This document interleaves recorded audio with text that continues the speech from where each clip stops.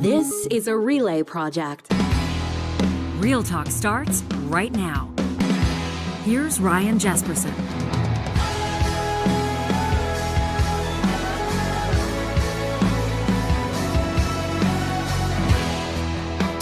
Friends, parents and teachers and doctors are all saying the same thing right now, and that is that something's changed with our kids. There's more anxiety. They're seeing more depression. There's more emotional overwhelm. And at the same time, there's a growing sense that young people, and honestly, a lot of adults as well, are less resilient when life gets difficult. Psychologists say that anxiety is now the most common mental health challenge that's facing young people. And most mental health conditions can begin in childhood or adolescence, or at least there can be signs in that time of life. But the real question is, why? Is it smartphones? Is it social media? Is it overprotective parenting or academic pressure? Is it a world around us that constantly feels unstable? Are we misunderstanding how anxiety actually develops and how maybe is accidentally making it worse? Here's the uncomfortable truth. When kids are struggling, it's rarely about kids. It's about families and school and technology and culture and the emotional climate that adults are living in too. So what we're going to be talking about in this special episode of Real Talk in partnership with Athabasca University is what's really happening with the mental health of the next generation and what parents and educators and even us grown-ups might be getting wrong. Joining us in 30 seconds is psychologist Dr. Caroline Buzanko in this special episode of Real Talk. Before we get there, we want to let you know that our friends at Hansen Distillery are proudly presenting this conversation today, this episode, and what a wild week and a half it's been for our friends at Hansen, having just released their Mini Yeggs cream liqueur. This is a first for them, and it is sweeping Western Canada. They're having a lot of fun with it on their Instagram as well, by the way. You can follow them at Hansen Distillery. This rich, creamy liqueur is inspired, of course, by everybody's favorite Easter treat, but made locally right here in our home province of Alberta, adhering to those same stringent standards that first put Edmonton's first distillery on the map. You can check out their Instagram posts for more on how they're enjoying the big launch. But if you want to get serious about getting yourself a bottle, we recommend a couple of things. Number one, you can go straight to hansendistillery.com. You'll see Mini Yeggs right there at the top of the website, and you can shop it online. I recommend you don't delay. I'm holding you, Real Talkers, responsible for this, but our friends at Hansen have told us that this limited run of 2,000 bottles is already close to selling out. And it's no wonder with the taste that it presents and the fact that it's just $32 a bottle. Of course, you can also pop into Hansen's beautiful distillery if you're anywhere near the Metro Edmonton region. 174th Street, 111th Avenue, just north of the, by the way, just recently renovated and reopened Mercedes-Benz Edmonton West. And of course, you can always ask for Hansen Distillery anywhere you buy fine Alberta spirits. Hansen Distillery is made right here. Well, speaking of making trips up to the Metro Edmonton region, that's exactly what our guest of honor has done to be here with us today in the Real Talk studio in the historic Mr. Warehouse in downtown Edmonton. Dr. Caroline Buzanko is a psychologist, a mom, an international speaker, a professor, and of course, a changer of lives for more than 30 years. She's dedicated herself to building kids' resilience, and it's earned her the recognition that she deserves. 2024 Psychologist of the Year, right here in our home province of Alberta. Welcome to Real Talk, making your debut today. Thank you for having me. How does somebody become the Psychologist of the Year? I have no idea. Just somebody recognized me, nominated, and then there's a committee to choose, and that's all I know. Wow. Then I got the letter, and yeah. So it's not something you applied for and got all your friends to sign the entry form, and all of a sudden you've got it. This is something that caught you by surprise. It was, yeah. And I bet you're going to tell me that that's not the greatest honor of your career. It is a great honor. Yeah, it absolutely was. It was definitely a surprise, not something I was expecting. Yeah. But and then you look at the people you're working with.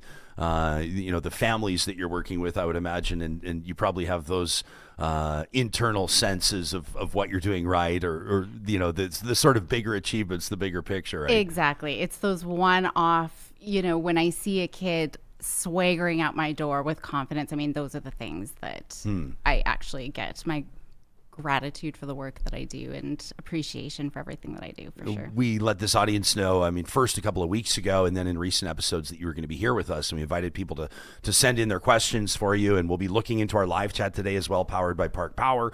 We'll ask people to put their questions, to sort of give us a sense of maybe why they might be asking. If people want to share something about their family in particular, and I guarantee we're going to get some questions from folks that are curious to know if we can talk about adults too, and I would be grateful for that. But why don't we start with kids? Yeah. Are the kids all right? Well, mostly they should be all right, but there's a lot of things that are happening in our world that make things really difficult for our kids. And we do know that this generation of children are more anxious, more depressed, have more suicidal ideation. There's just lots going on than any other generation. This is not the first time we've had wars or I'm just even thinking COVID. I mean, we've had through history so many things going on, but this generation is affected the most, for sure. This is, we look at this, and I'm putting some thought into you showing up here and trying to think of where my angles want to be with questions. I guess part of me is an interviewer, but the biggest part of me is a parent in my questions for you today, because we have questions as a family unit. Two well-intentioned and loving parents who don't have expertise per se in mental health, and we all want to do what's best for our kids. And I guarantee that everybody that's watching this, there will be people that listen to this podcast for the very first time because of what it's about, because they want to do the best for their kids. But a lot of us feel like maybe we don't know exactly how to set these rules, where the parameters should be. How do you start? Because every family's different, right? Well, it's educating ourselves. I think sometimes ignorance is a bliss. As a psychologist and a mom, I'm just like, I just wish I didn't need to know everything that I did, because I think parenting would be so much easier. But, if I do share some things today and you start feeling guilty, just know what can you change for tomorrow? It's not about beating ourselves up, because I make mistakes too, but it all comes from well-intentioned. It's the most loving parents that can fall into traps that make things worse for our kids, unfortunately. So the biggest place to start when I'm looking at everything, screens, it's its own beast that we definitely need to have some boundaries around. But the other piece that we fall into a trap is trying to make our kids feel good all of the time, and to try to make them feel better and to make them feel happy all the time. If they fall down, if they're disappointed, we're always trying to comfort them and make them feel better. But the problem with this is they're never learning to self-soothe. And we're protecting them all the time. And certainly, we see all these big, scary things out there. But when we're protecting them all the time, I call them curling parents, right? We had these helicopter parents, but then there's lawnmower parents. And I like the curling parents where we're cleaning that ice perfectly to get our little rock right to the bullseye. Trying to create that nice, smooth path for them to be successful. But the problem with that is our brains are prediction-making machines. And if they've never experienced a certain situation, right, or had to deal with rejection or big feelings, everything becomes anxiety-provoking because their brain doesn't have anything to draw from. So if we're never letting them walk to school by themselves, for example, or if we're never letting them ride the C train or whatever it is. Well, I'm from Calgary, but taking transit, they don't have those experiences. So everything is anxiety provoking. We are just doing too much for our kids, and we're trying to make them feel better, but they need to feel all the emotions all of the time to learn how to cope. And but so then a that's parent sees a story of a kid that took transit and was bullied, or a kid that was walking home and there was an attempted kidnapping or worse, and they go, gosh, can you imagine if that was us? Can you imagine if that was our kid? We can't allow it to even be a possibility.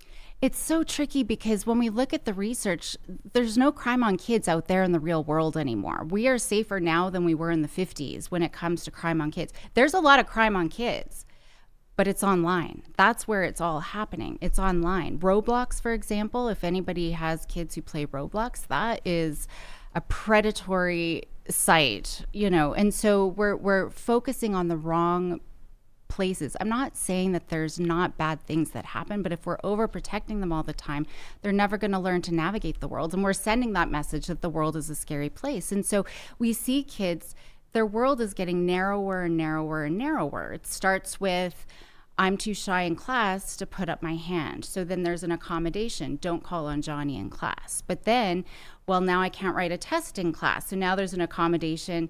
Let Johnny write somewhere else, And then now Johnny can't even go to school. And so school avoidance is such a huge issue. And we see that getting narrower, where kids aren't going to birthday parties and sleepovers. And even when we look at teenagers, they're not doing the things that they need to be doing. Like, they're not getting their driver's license. They're just not out in the real world interacting with people. So, but even just in our own home, I'm not saying you have to. Actually, there's a great show. It's called Old Enough.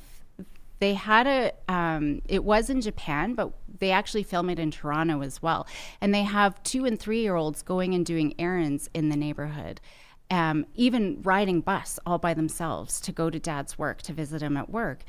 And I know a lot of people are like, we would never put, a 3-year-old up on a bus, but your 3-year-old can fold some towels for you. It might not be perfect. They could probably make an omelet for you. I was in Chicago last week presenting and to a group of psychologists, and they were like, I went home and I let my 4-year-old make an omelet. I didn't even let him turn on the stove, until I heard you talk. And it was amazing. Our kids can do so much, and we're never giving them the opportunity to do it. So even just looking in our own home, what are we doing for them that they can do themselves? We got an email from Real Talker Kyle to talk at ryanjespersen.com. When he heard that you were coming on, he said, I don't write much unless I have something to say. Says he had just listened to a podcast, the Sean Ryan Show. Says he had this guy on talking about Roblox and how people are grooming children and how there are predators that are playing this game. And he says, I'm super concerned that this is happening. As a father, I really think that this should be talked about with Dr. Caroline in front of your Canadian audience. It would be a really good follow-up on human trafficking. We talked to Paul Brandt a few weeks ago about his work on that. Kyle says, it scares the crap out of me, especially for my daughter, my little girl. He says, I asked her on the way home from school, do your friends talk about video games, and which ones? She said, Roblox is all they talk about. What's the issue with Roblox for people? I mean, I'm sure everyone's, heard about it or has some general idea of what it's about, but take us into it. Yeah, Roblox in particular, but all of these multiplayer games where you can interact with people, you don't know who you're talking to online, right? And we know that that's one of the biggest games where there are a lot of pedophiles who come on, and they will pretend to be 10-year-old boys, and so now we're playing with our friends, but you really don't have any knowledge who you're actually playing with. And that is actually exactly what the reader said. I mean, we do see a lot of that predatory sort of behaviors, and a lot of grooming is happening on those types of platforms. Okay, so we look at it and we go, is the game itself inherently bad, or is it the doors that the game can open? If you had your daughters are a little bit older, right? They are. Sort of exiting their teenage years. Yeah. If you had a 7 or a 9 or a 12-year-old, would you allow Roblox with parameters when you were in the room? For the podcast listeners, you are shaking your head no. No, I am not. Okay, so I am a big stickler for all screens, because we know that screens affect the brain. I mean, I'm going to go on a tangent, but I will come back. I actually am quite strict with all screens. In my home, we have one TV in the basement, and the only time we're allowed to turn it on is if you're co-watching with somebody. So my daughter, I have a 19-year-old daughter. If she wants to watch the F1 race at 5 o'clock in the morning, she needs to have somebody else there with her. It's really just been a plan. Yeah, even as an adult now, she knows we need to co-watch together. Nobody is on a screen by themselves. And that applies to you as well? As well for me. Yeah, the only time I will is if I'm, away, traveling and I'm by myself and want to watch a show or things like that. So phones, even my 15-year-old still does not have her own cell phone. My 19-year-old has no social media. That's her choice. I did say, when we're 16, we're going to have the conversation to open up to be able to have social media. We just know how much screens affect the brain.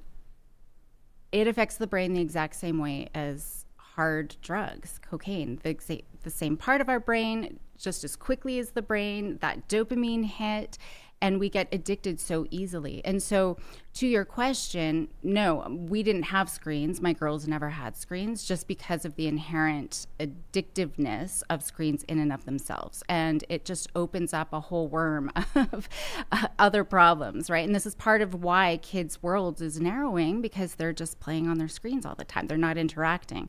So, and then these games, for sure, if there was any interaction online, I would shut that piece down. Let them play their game, but they're by themselves, doing the game. Yeah, in our live chat powered by Park Power, Miss Katie says, I've been reading a lot about trauma, different response mechanisms. And she had asked directly to you, are screens any different from using alcohol or drugs? Is it the dopamine thing? Can you add, can you apply your psychologist explanation to this and help us understand? When people say, it's just like drugs, people go, come on, but is it really for real? It actually is. Yeah, it's affecting the same parts of the brain in the same way. We see the same sorts of withdrawal symptoms too. So we know it becomes addicting after 2 hours a day if kids are getting more than 2 hours a day. And that includes school too, just so you know. It's not just playing video games. It is rewiring, and I'll talk about that in a second, but the withdrawal symptoms, it's like, please, 5 more minutes, and I'll be good. I promise, 5 more minutes, right? And they lose all sense of time. They have no time awareness. 5 minutes, you could give them an hour, and it'll still only feel like it was 30 seconds. And then the behaviors get to, you're the worst parent in the universe, to, and it does get this far, is I'm going to kill myself if you don't give me my phone back or give me access to the screen, right? And so we see this whole range of behaviors. But what's happening in the brain, a lot of parents will say, well, it's the only time they're regulated. The only time that they're calm is when they're on the screen. Well, same thing when my teenagers are smoking a joint, right? So we're relying on the screens to be able to self-regulate. So it's actually weakening our executive functioning. So that's our ability to stay calm, to problem solve, to be rational, but to regulate our emotions, because kids don't need to use that brain power anymore. They're not using those connections in their brain. They're relying on the screen to do it for them. And we see it even as adults. We'll get home, we're stressed, we grab a bottle of wine and we binge watch Netflix for the rest of the night, right? And so we see that happening, and they're never learning to cope themselves. And so we do see a lot of research where there really is this rewiring of their brain, and it's contributing to emotional dysregulation and all the problems that we have, even just getting out the door with our executive functions. Remember to brush your teeth, and remember to get dressed, and remember to do these things. That's the part of the brain that's affected. I make conscious decisions when I'm hosting this show of what I will drag from my family's private life into the public sphere. And so I think in this case, assuming that I'm not alone, I'm happy to talk about having a 3-year-old and having screens in the house and trying to figure out what healthy access or interaction to screens looks like. My wife does a ton of reading about this in earnest and really wants to make the best decisions, of course, for our kids. And one of the things that she had flagged, I think from hearing from other parents, was Coco Melon. I'm not sure if you're familiar with Coco Melon, but it's one of many different sort of animated shows. We're showing it here on the screen so you can get a sense of what it looks like. But there's many different reasons why people have been critical of it, suggesting, and I think that Teletubbies was the same, maybe 15 years ago, kind of a thing where they talk about how it's designed to have really quick edits and quick cuts and bright colors and the way they use the sound, and I've done a bit of digging into it, and experts in mental health, and in particular in children's mental health like you have pointed out that these are all designed to keep kids locked in, to keep kids looking for the next one. The episodes are short enough that when they roll over into the next one, they keep watching them. General guidelines for toddlers, or for 6 to 9 year olds, or for tweens, when it comes to access to screen time, we've heard some families say there's absolutely zero screen time. There's no way that our 3-year-old would be in front of a TV even for 10 minutes. And then the realistic side of things as well. Many parents say, sometimes I just need 10 minutes to change the laundry, or to stir the craft dinner, or whatever you're doing, right, to try to keep your families, functioning. And well, that's just it. We all have a reason. I just need to go shower, or I just need to make dinner. But at the end of the day, I mean, it's going to cost you more tomorrow than it is today. Let's just say that. And it's easier to not give it in the first place than to give it and realize your mistake and try to take it back. So when we look at the guidelines, there is a bunch of different, they just change them. And I think it's because, there's always pushback. I hate talking about screens. There's always pushback from parents. And I get, you've got whatever reasons you've got, but you got to know it really is affecting brain. Kids should not have any screens under 2. They should not have any access to screens at all. It actually affects how their brain is developing. They can't process the information that they're seeing on screens. And so it's really problematic. And it's so hard because you see now there are actually on bottles, there's things that will attach to bottles as babies holding their bottle with a screen. It can hold a screen as they're drinking their bottle. It's so bonkers. Like a phone? Yeah, like a phone right there. It's unbelievable. Or iPads on the little potties when they're potty training. But even mothers who are looking at their phone while they're nursing, we are seeing so much, lots of changes in empathy and being able to regulate emotions just because I can't remember. It was like the 70s. We had all of these experiments with babies where moms would go blank, right? And the baby's trying to get their attention and moms just go blank. And then the babies they start getting upset and dysregulated because this attachment piece, we need to be looking and smiling. But moms who are nursing and scrolling their phones, their face goes neutral and they're not engaging with their baby. So we're seeing problems even with that. The baby themselves don't even have the phone. But under 2, no screens at all.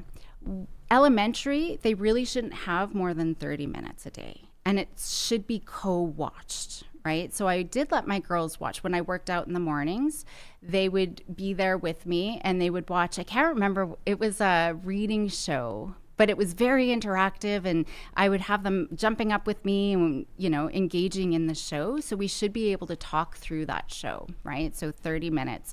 As they get into high school, we can, move it up to the 2 hours, but really nobody should have more than 2 hours a day. And we think, well, they're just doing their schoolwork. This is just a great example, one kiddo who they scrubbed his iPad of everything. The only thing that was on this tablet was a Word document.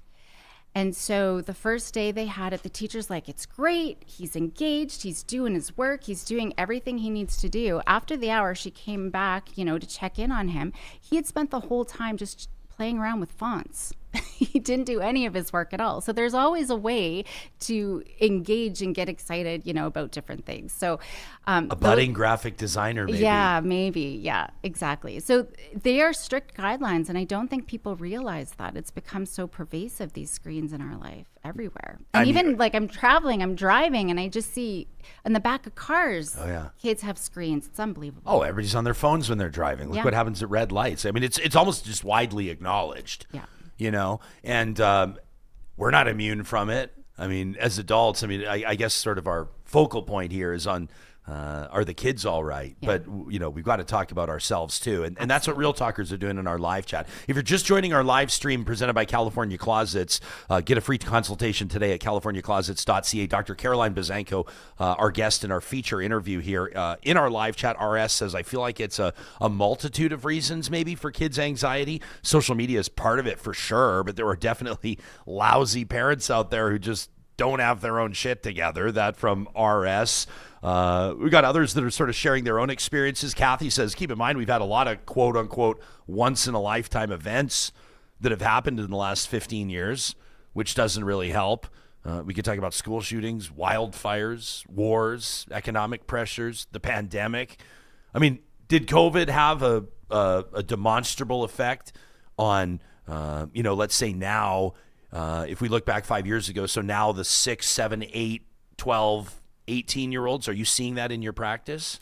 For certain things, I think screens became way more pervasive for a lot of kids and a way to cope and a way to connect, even though we know the more connected we are, the more disconnected we actually are.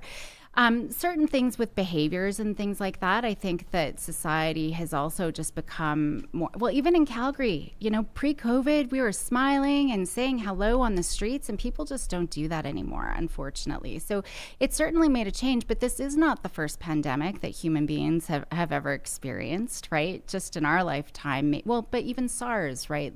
It wasn't to this extent. Part of the problem is the news that does explode everything.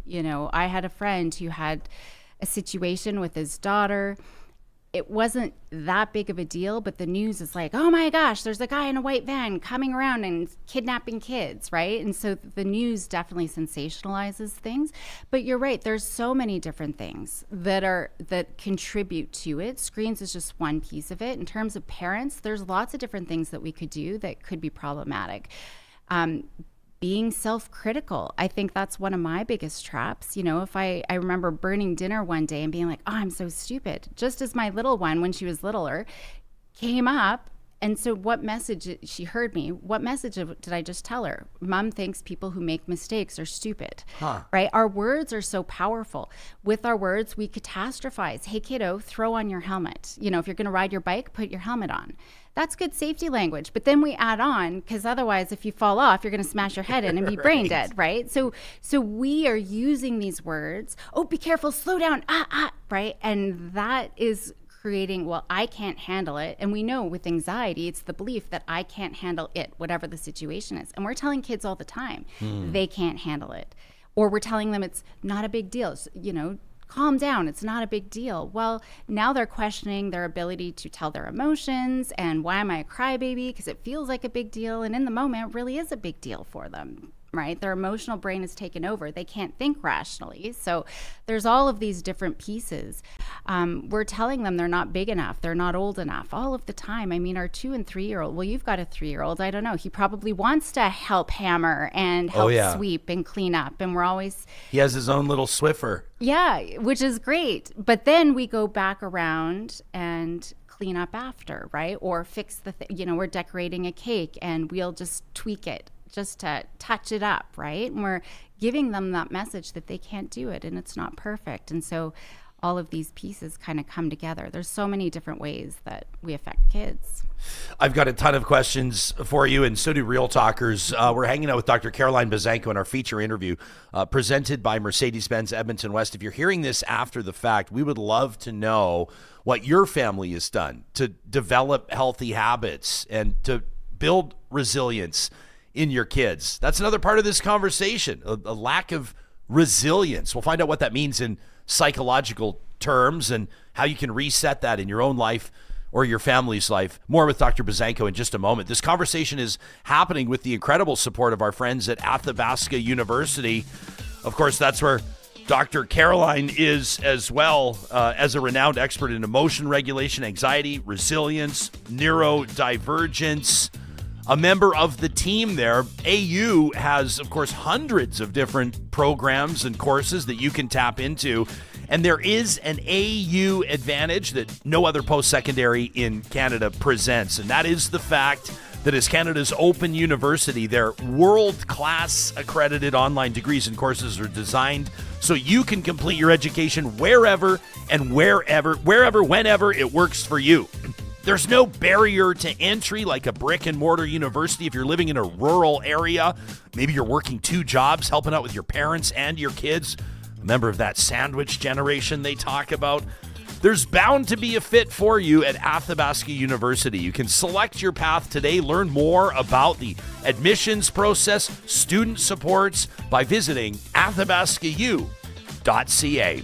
You know, this whole conversation is reminding me of our talk with Carrie Williams from North Road Investment Council back on January 22nd. Yeah, of course, Carrie and Marshall and the team there at North Road, their business is financial management, right? Investment counseling, retirement planning. But it's not all about the money when it comes to real life. And that's why Carrie's comments, his insights on our rich life equation provided such incredible value. You can find a highlight on our YouTube channel. Just look for January 22nd. What's your rich life equation? Or catch the entire episode on our Real Talk YouTube channel or wherever you get your podcasts. And of course, if you'd like to connect with the team at North Road Investment Council, you can visit them online at northroadic.com. They may already be managing your portfolio. For those of you that already have someone else handling it, a second set of eyes can provide great value. And the team at North Road is happy to offer that on an hourly basis, and they're proud to offer a discounted rate for Real Talkers. Just mention the show when you reach out to them at northroadic.com. Big things are happening at Friesen Brothers across the province, 16 different locations, and we wanted to flag a couple things for you, Real Talkers. On March 14th, that's this weekend, it's Pie Day. I know, you get it, right? 0314. Friesen Brothers is rolling out 5-inch cutie pies. Their bakers are famous for these masterpieces: apple, cinnamon, pumpkin, rhubarb, strawberry, for one day only. That's March 14th, this Saturday.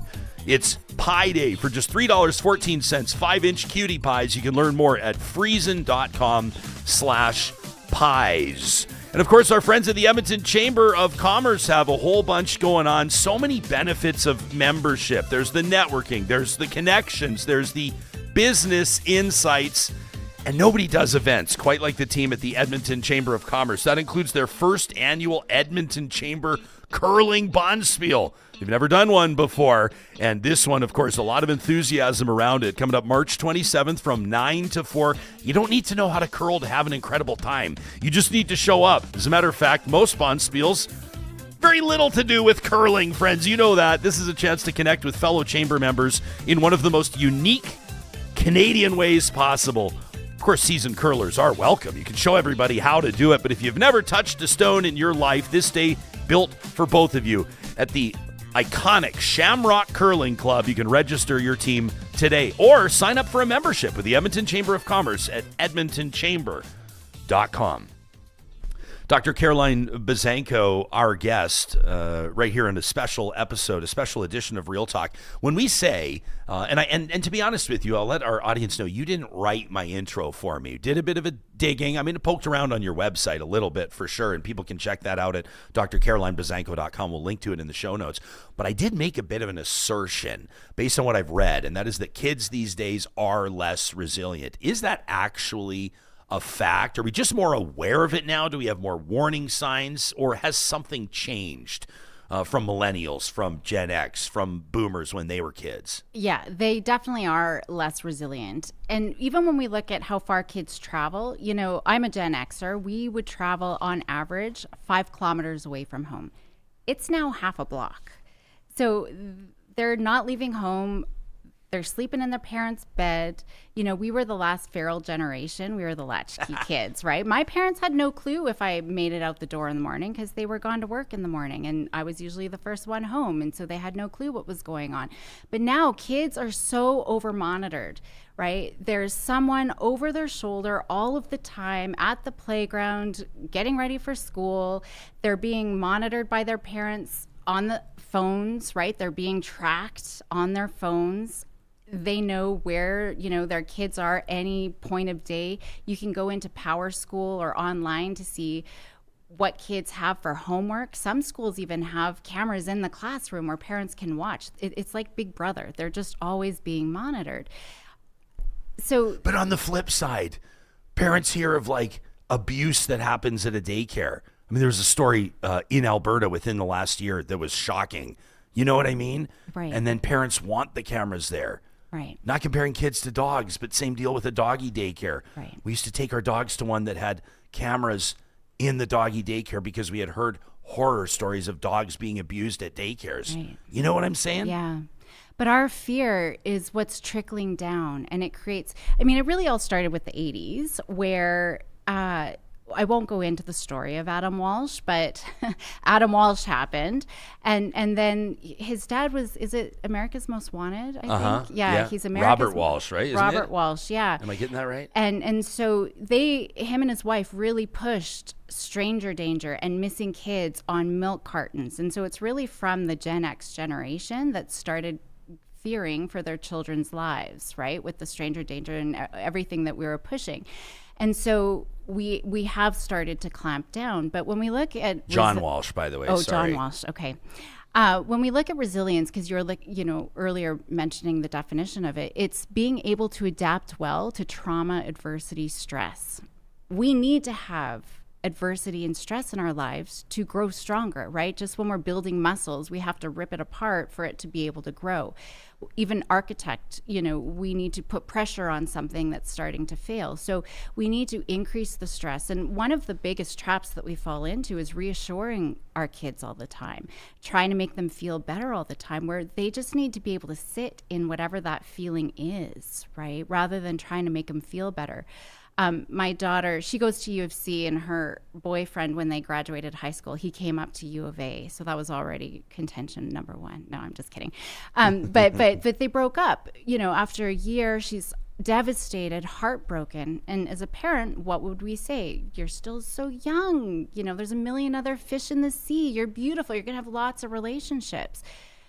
We try to make them feel better, but none of that's helpful, right? So my response was, I didn't even say a word. I just sat next to her because you could feel the heaviness. And that's what our kids need, is for us to be able to sit there. Because when we look at resilience, when we look at emotion regulation, self-regulation, the crux of it all is courage. We need to have courage to feel uncomfortable feelings. We need to have courage to have uncomfortable conversations. I mean, that's another problem with screens now. Kids they're not even breaking up face to face anymore, right? It's over text or any hard conversations. It's just text. To be fair, I was broken up with over text more than 20 years ago. Okay, well, I was triggered by the comment. Yeah. So, but truly, right, they're robbed of all these really important opportunities to be able to just sit and be with that discomfort. Got an interesting comment here from Ken K. Ken, thanks for your YouTube channel membership. We appreciate that. He says, just like dependence on technology makes people less able to problem solve on their own, a life based in social media can make people less able to truly enjoy the moments in their lives. It's so true. Yeah. Especially this generation, they just aren't living life. We can look at the stats. Sure, STIs have gone down, but they're not having sex, right? Like, kids just aren't having sex. Car accidents have gone down. Well, it's because they're not driving. They're not experiencing life, right? They're behind a screen. They're not having these real face-to-face interactions. They're missing out on so much of life. The sex thing. People, I think a lot of folks may grew up, for my personal context, I grew up in an evangelical community where abstinence was the whole thing. I mean, kids not having sex would be music to the ears of the teachers and the principals and the youth group leaders and the pastors that had a huge influence in my life growing up. Are kids supposed to be having sex at a younger age? Like, can we talk about this? I bet a lot of parents are probably at the stage right now where they're trying to decide, like, are we giving our 14 or 15-year-old kid condoms before he goes to a party? Like, what's the right move? No, I'm not saying younger and younger, but I'm just saying as they get into young adulthood, they're not going through the rites of passage that a lot of kids would be doing or young adults would be doing. But I will say they're being exposed to sexual content younger and younger. I don't know this for sure. I haven't seen the research, but I had my own podcast and I had an expert on my podcast, and they had said, do you know what the number one product on cell phones is and like tablets and things? Pornography. So our kids, we do know they are being exposed to things, sexualized content, younger and younger. And, when I first got into psychology, if I saw sexualized behavior, it was a big red flag for sexual abuse. I see it all of the time now. But it's not. It's just because they're so exposed to all the sexual content. What's sexualized behavior like in practice? Like, what are we talking about? Yeah. So like one kiddo I had one day who had taken his cousin into a closet and they got naked. They were showing. How old each were other. they? 8 and 5. Okay. Yeah. So little guys. And just was so. Why is this a bad thing? Why, can't we be doing this? Just couldn't understand why that was a problem. But we see even in relationships where boys will see this pornography, and it's getting rougher and rougher to the point that this expert that I actually had on my, hopefully it's okay that we're going down this way, but she was on my podcast. Everything is okay. Awesome. And people are going to want to hear it. And I'll let people know really quickly, your podcast is called Overpowering Emotions, right? With Dr. Caroline Buzanko. Is that the podcast we're talking about? I have that one. I also have Parents of the Year. Oh, right on. Yeah, it's my husband and I, all things parenting. And it was actually on the Parents of the Year podcast that she was on. But even talking about, she went to, I don't know, some conference, but these producers of pornography, they get to the point of they're allowed to end in murder. And this is how rough and how violent things, that our kids are being able to be exposed to. So we see in the relationships that these young boys go into relationships and they're not actually getting much enjoyment from traditional sex because what they're seeing is so sensationalized. And so they have this idea of what sex should be, what relationships should be, and it's just so skewed, right? And so, I mean, that's a whole other piece of this, that just real life isn't actually what it is based on what they think it is in their head. Do you see, and yeah, we're checking out, by the way, Parents of the Year, Caroline and Andrew, what a cool project. How fun is that? People can find it wherever they get their podcasts. We're looking at Apple Podcasts right now. On that kind of idea of what appropriate ages are, or when to talk to your kids about sex, or how to talk about healthy relationships, or how to help them understand intimacy. I keep hearing people talk about like the manosphere and Andrew Tate and like attitudes that young men are seeing. And we were talking just a few episodes ago on the show on how, what was it, Johnny? Gen Alpha, I think it was called. Was it Gen Alpha, right? Yeah. That we were talking about how Gen Alpha, what were they saying, that young men were more inclined to believe more in that kind of like 1940s, 1950s, like man as the leader of the house. There's a great Netflix documentary. It just went up on Netflix about a guy who goes into the manosphere and kind of takes a look at all these guys who, really behind the veil are, again, I think like the doctor was saying, trying to sell you either sex or get money from you, right? But there was some really scary stuff on there about young kids who like would come up to them on the street. The kids who are like 12 and 13 are aware of these people, right? Yes. And they're putting them on pedestals these days. It's wild. And we were reading this research and it's talking about how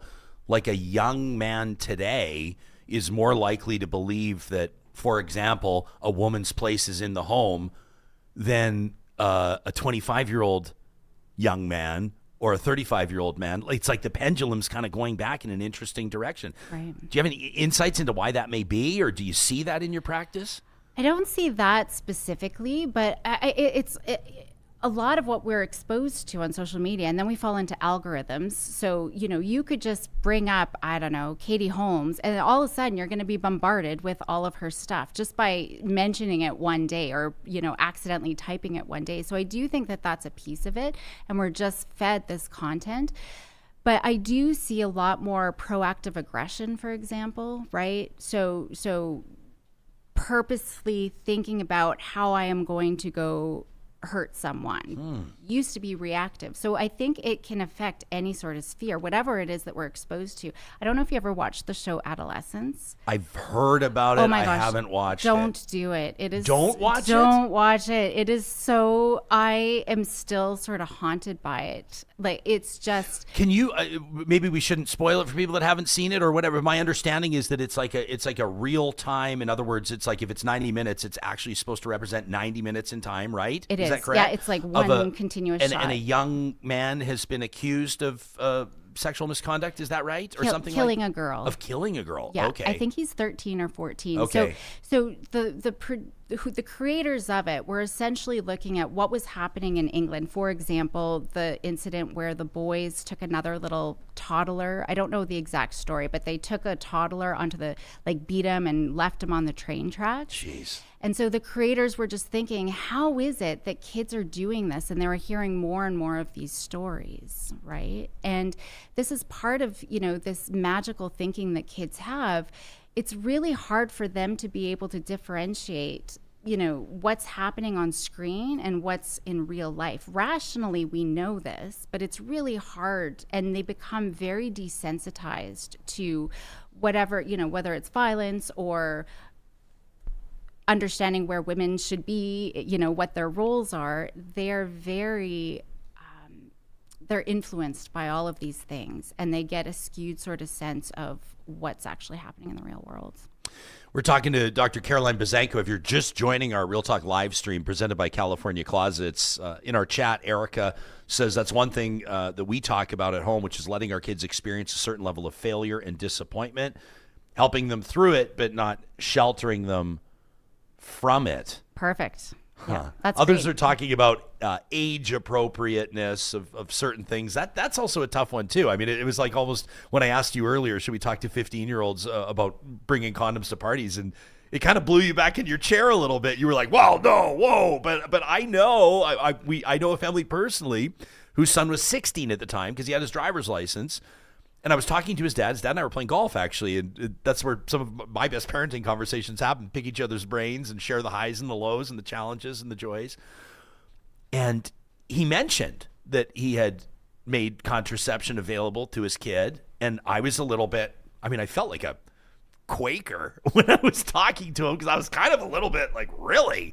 Right? Right. And he goes, well, yeah. He's like, we're not looking to raise another kid. Like, we're not looking for a teen pregnancy. We know he's sexually active. I was kind of like, huh. I guess it's getting a little too personal to ask how you handled it in your own house, but how do you counsel parents, or how do you advise parents to talk about it? Well, we do need to talk about this from a very young age. And I with my girls, as much as they hate it now, we use the word vagina all the time. Mm-hmm. We got to be comfortable with it and knowing that it's just another body part, right? And we just treat it a little bit differently. So I've talked about the birds and the bees. We do that from a very young age. And safe sex. Did you ever hear of the cup of tea? I don't think so. Yeah, so it's informed consent, essentially. It's consent. So, if you offer a cup of tea and they don't want it, you don't give them a cup of tea. If they pass out, you don't give them a cup of tea, right? If they say they want a cup of tea and then, they start having the cup of tea and then say, no, I don't want the cup of tea, right? It's just all about consent. I showed my girls that and said it was specifically to, if someone's touching your body or kissing or all of these things, right? From a very young age. So those are very important topics that we do need to start talking about from a young age, and things that they might see on the internet, because it's very, 10 years ago, I put into YouTube sibling rivalry, and it was all porn that came up. So it's very, Really? It really was, yeah. And it was just unbelievable, right? And so kids come across it very innocently. And so it's important that we are having those conversations. We did let my daughter start having her boyfriend sleep over when, once she turned 18 and she's an adult, but we made sure we laid down a really solid foundation about her being comfortable and what a healthy relationship is and, all of those types of things. So it's important to have the conversation. But I've heard of parents who invite the kids over and, want to have it. And I get the sense of, I want it in our home, and we don't want to be shaming, and we don't want to have all of these things, but we also need to have boundaries. It's the same thing with screens. If your kid was bringing cocaine, a little baggie of cocaine home, you would take it away. You wouldn't let them have it, right? And so we just need to look at, we still need to have our parental authority and values and boundaries, and I think that they get blurred really quickly and really easily with a lot of different things. Jillian is an educator. She's a junior high school teacher, and she says, I don't find that parents are concerned about bad things happening to their kids per se, but a lot are trying to avoid their kids facing hard things, which is kind of interesting. It touches on what you said earlier. I want to read a bunch of these comments because Real Talkers are sharing their family's personal experiences. Cliff says kids, teens have it rough today, but coddling, bending the knee, not enforcing. Kids go out and play throughout the day, play through the summer until the sun goes down, has turned this generation into dependents, into helpless individuals. Bunny Slipper says, I have an absolute zero social media policy in her house, or in their house for their kids anyway. Justin says at the end of the day, when you're talking about tech, there's platforms that definitely need to be moderated, and companies, big tech is not doing enough when they could do so much more. We've talked a lot about this on the show every Monday. Longtime colleague of mine, Supriya Dwivedi, joins us, and she was a senior advisor to Prime Minister Trudeau on things like online safety, online harms. She's worked at McGill in that context, and she's a mom too. So she sees it along those lines, and we've talked a lot about the obligations that big tech has or should have. And we've seen kind of a squabble back and forth, not necessarily on the online harms file, but, there's big stories out of Australia, legislation introducing kids under a certain age simply are not allowed to have social media. One of the families, we feel just awful, obviously, for the families in Tumbler Ridge, BC. At least one of the families is suing OpenAI, suing ChatGPT for a lack of action when that company, at least when it's tech, had awareness, had flagged that shooter ahead of time. Police were not notified. I mean, should we talk about the role from your perspective as a psychologist, as the psychologist of the year in Alberta, on the obligation that big tech should have on corporations? Absolutely. I mean, there's a great book that everyone should read called Anxious Generation, just so he lays out a lot of things that we're talking about and some of the policies that need to be put in place. But, a lot of social media, do you have 13 as an age? It really should be pushed up to, kids should not have social media. Wait till they're 18, ideally even 24, 25, really, when we're looking at that. The AI stuff is it's so concerning because it wants to, AI wants to make us happy. And there is, even here in Alberta, so many kids who are being taught by AI, encouraged and taught on how to kill themselves. And we see this happening more and more. And it's bonkers. Apparently there's a teddy bear now. I just heard of a teddy bear. I don't know if it's in Canada with AI. And I see that so problematic. Who would give their 3-year-olds this AI teddy bear, right? It's taking away even just creativity and imagination, but it's really easy to fall down these rabbit holes. And it's AI, but it's also online social media. We are seeing a lot more of, things that happen like in adolescence, for example, and violence and all of these things, and bullying even, because there's online communities supporting them and promoting, a lot of these types of behaviors, which is very problematic. But absolutely, when the last American election happened, I was telling my husband, this might be a good thing. Maybe we'll have World War III, and we have to go underground for 100 years, and all of social media is blown up, and then we come back up and start again and never have social media in our life again. If there was a way to completely get rid of it. Johnny sounds like he's ready for it. You're here for it. If anyone everyone knows about subway takes, right? You've heard subway takes on TikTok, whatever. Guy in the subway in New York talks to amazing people. And one of the takes, the ones I liked just this week, was the guy who said, we need to blow up the internet and start again from fresh, because it's happening again with AI, where we're going in too fast. There's no regulations. Kids are bearing the brunt of it. People are being exposed to things that, your brain isn't used to. And there's subway takes right there. But just an amazing take. And I thought he was crazy at first. And by the end of it, I was like, this might actually, other than the fact that, obviously economies would collapse and it's not, yeah, it couldn't actually happen. But he was making some great points for we need to just kind of start it again, because we made so many mistakes. Well, our brains have not changed in 200,000 years. And think of where technologies come. We just can't, our brain cannot process, and if we have a gazillion tabs open, it's making us attention deficited, because we just can't sustain, we can't read anything for more than a second before jumping to the next thing. There's just so many pieces that are problematic. Tyler's comment here in our live chat, powered by Park Power, just stopped me in my tracks, because he's 100% right. He says, you're not giving your kids access to the internet. You're giving the internet access to your kids. Exactly. That's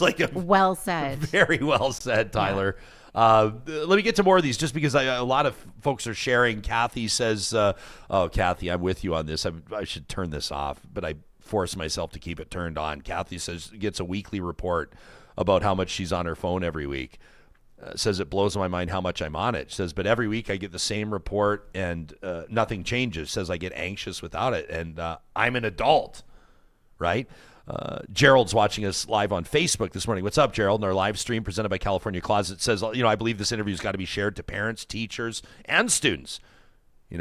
Says that he's been taking care of his own granddaughter for many years. Obviously, so Gerald's seeing this from a bit of a different perspective as a caregiver also, but as a grandparent. RS says that they saw somebody at the grocery store just put their kid in the cart, pushed it around, did nothing but text their friends the whole time. RS says, yeah, really great role models. I shared on the show, I had a moment with my son. He was probably 8 at the time, maybe 7, 10 now. And he was trying to talk to me, and there's always something. We're always busy. Everybody's always busy. There's always something very important to do. There's always something that's very time sensitive to do, right? And so I was doing something, whatever it was, that was very busy. Maybe I was booking a guest on the show. Maybe I don't know what I was doing. Right. And he was trying to talk to me, and I was like, And, I pride myself on being a loving father. My kids know they're loved. I try to have this stuff. I talk to psychologists. I talk to experts every single day in my line of work. I should be smarter, And he puts his hand on my arm, and he says, Dad, would you put down your phone? Mm-hmm. And it hit me like a Mike Tyson punch between the eyes. I shared it on the show shortly after it happened, after appropriate reflection, because it impacted me in a major way. And I talked to him after about it. I thanked him for that. I, did my best I'm not a professional, but I looked him in the eyes and I said, do you know that there is nothing in my life, not my job, not what I do, nothing we have that is ever more important to me than you. You are always the most important. And it did. I'm not going to say I'm an angel, and I'm not going to say I'm never checking my phone in front of my kids, because that would be a lie. But it did forever alter where my mind's at and what I want my kids to see.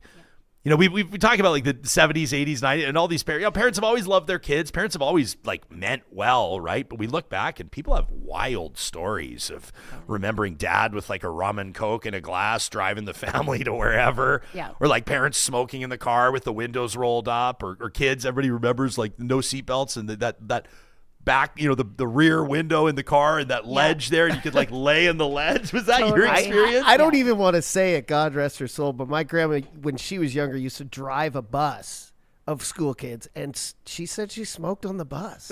Yeah. Oh yeah. Number one, it's amazing. Yeah. but right, it's just it's different. But through the years, kids have seen their parents model bad behavior. And in reflection, and I guess I'm still reflecting on it live as we're talking, in that moment when my son stopped me with the maturity of an adult at 8 years old or whatever he was, in that moment I was like, I think that's my drinking and driving moment. Totally. In front of him. Yeah.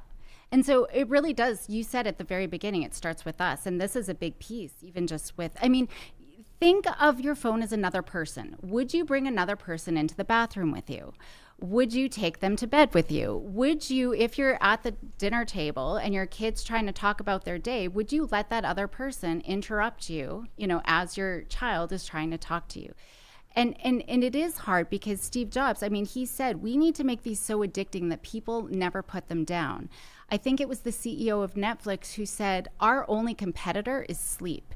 So they know that they want to grab our attention. They have made things so addictive, and it's hard for our brains to resist. They have tapped into, our brains are built to be anxious and depressed, and they have tapped into our brain. They know how the brain works and have tapped into that so that we do become addicted. Some of the biggest neuroscience teams, specialists in the brain work for app developers and game developers, right? Because of this. So, we are kind of working against, it makes sense that, our phone does take over our worlds and does interfere with our interactions, but we need to get on offense a little bit more.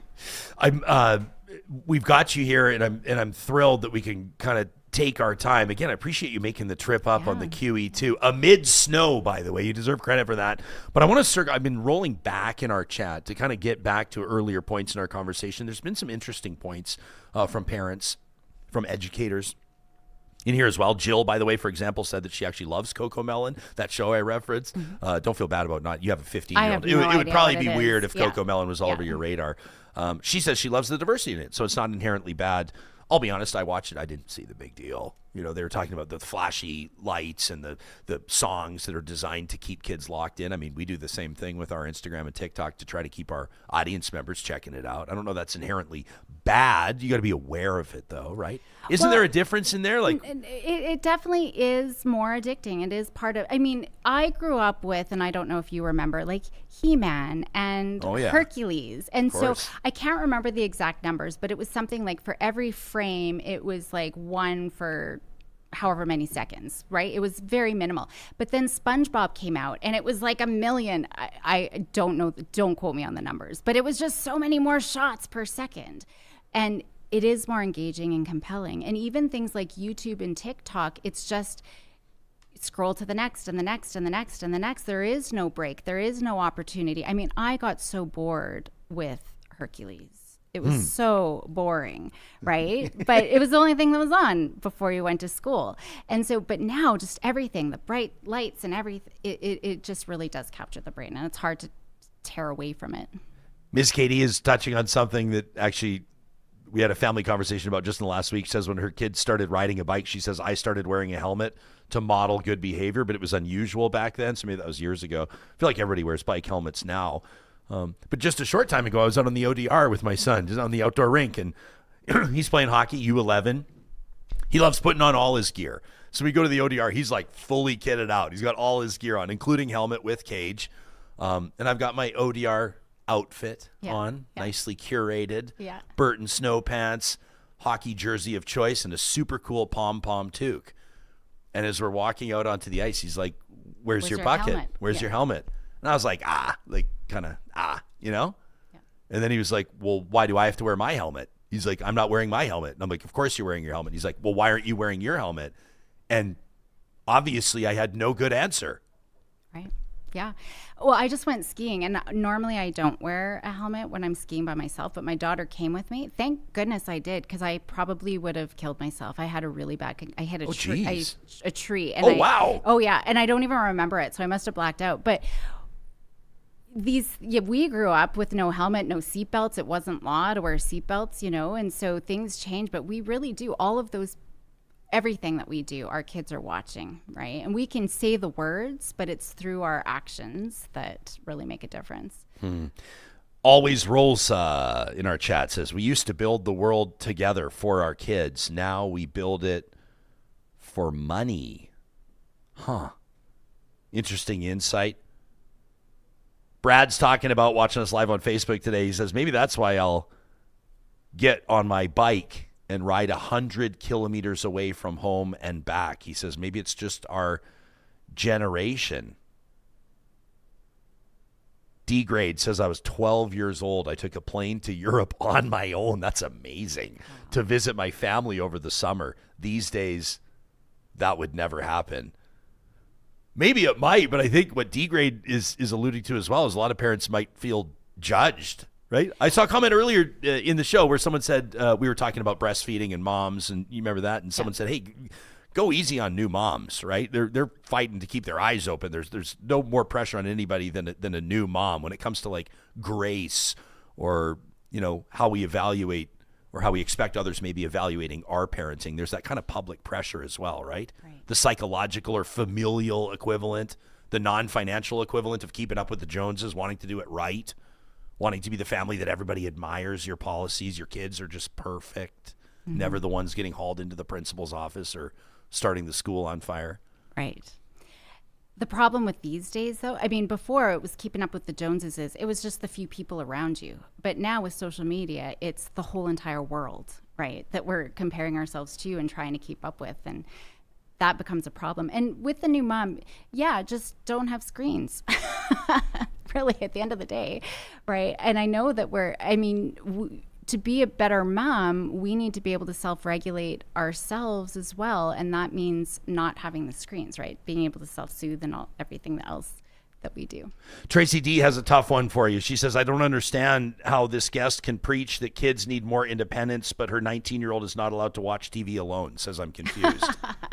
Just the rules, that's my boundaries around the screen time, right? But she does, I mean, has always made her own dentist appointments and doctor's appointments. I have not done laundry since that she was 5 years old. So it's looking for those independent skills.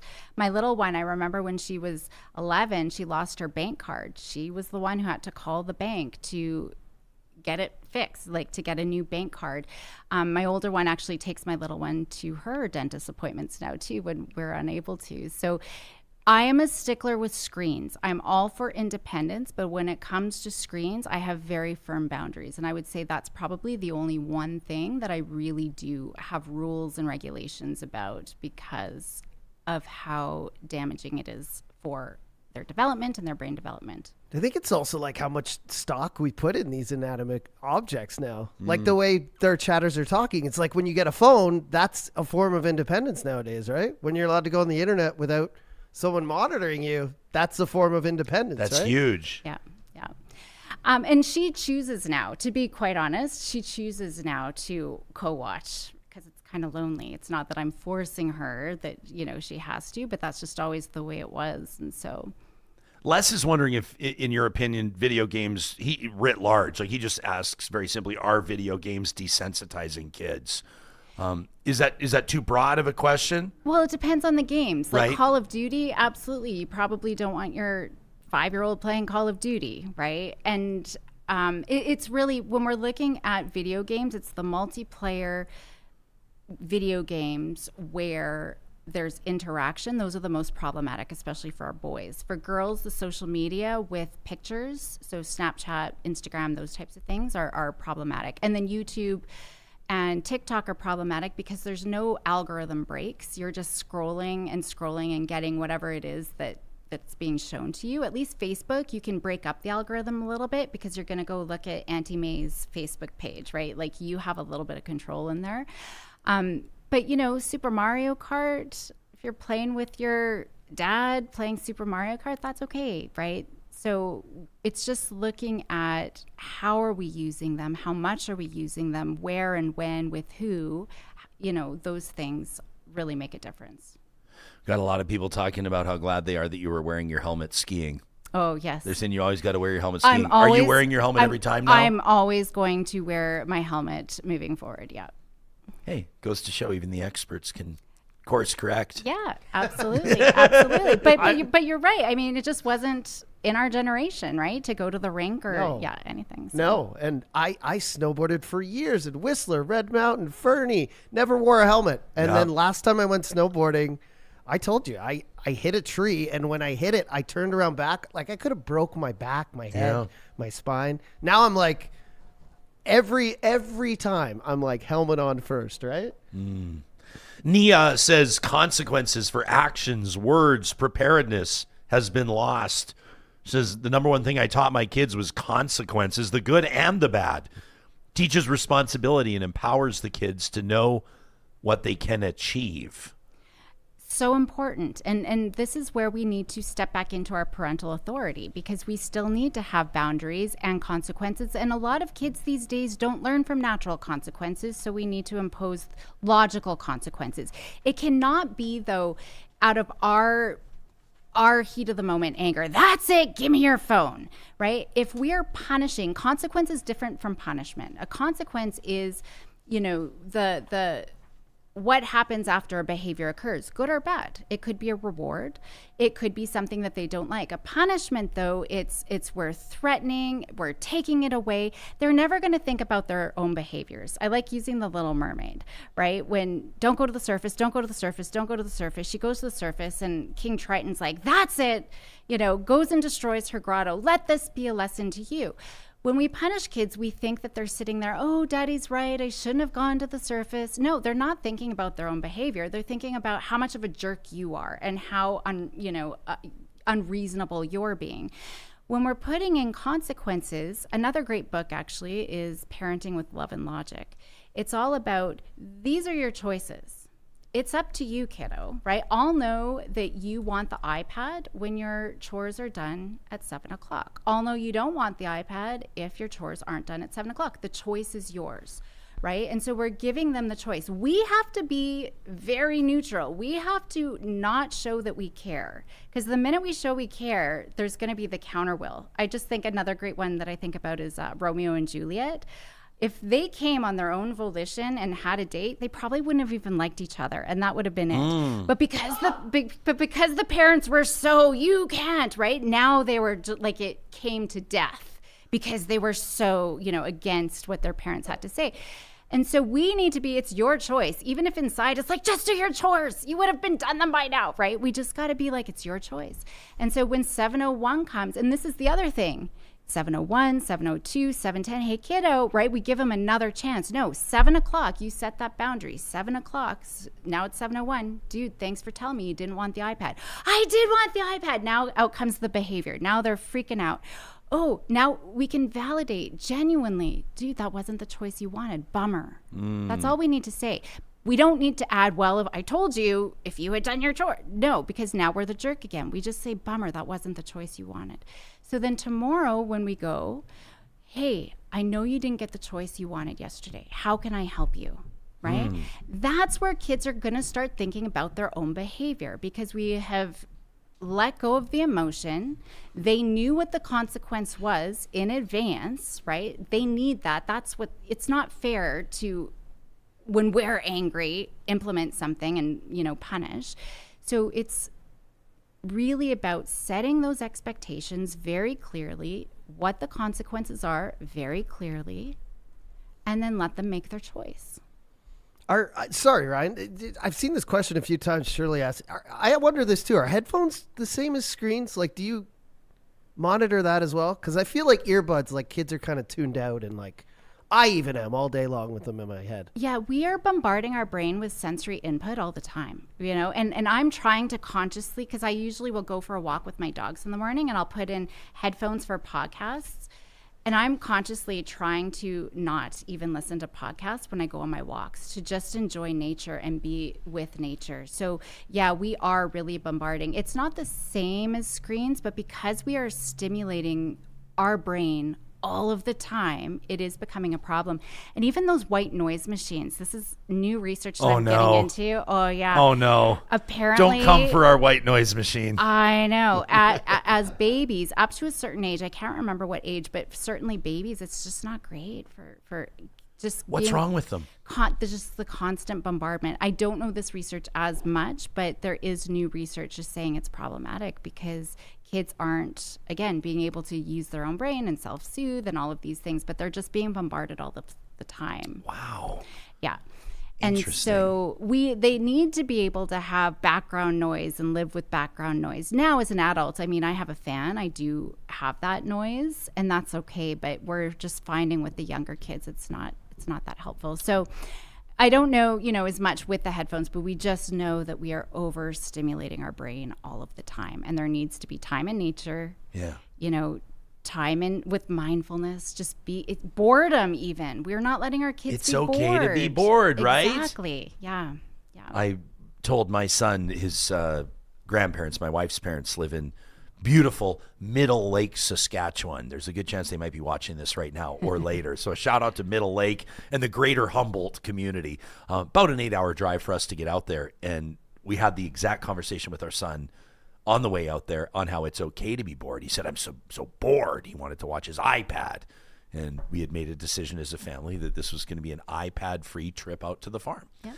And I shared with him the most Alberta story of all time, which is that my incredible grandparents, Stan and Norma, used to pay me when I would go on road trips with them 25 cents for every pump jack I could see, which is like the most Alberta road trip story of all time. Yeah. As we would come up to visit the family farm in Stony Plain and just had so much fun with that. And so we came up with a wildlife game, right? And made it fun, incentivized it with a bit of money. He's not going to get rich on it, but just to keep his eyes out and watch the landscape, that sort of a thing. But I've heard a lot of people say, we need to be okay with our kids being bored. Yeah.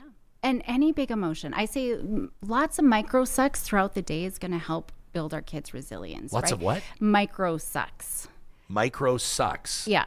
What's that? So just being disappointed, being bored, being rejected, not being able to play soccer with the friends on the recess, right? We're trying to make everybody get along and feel good and be part of everything, and that's a problem.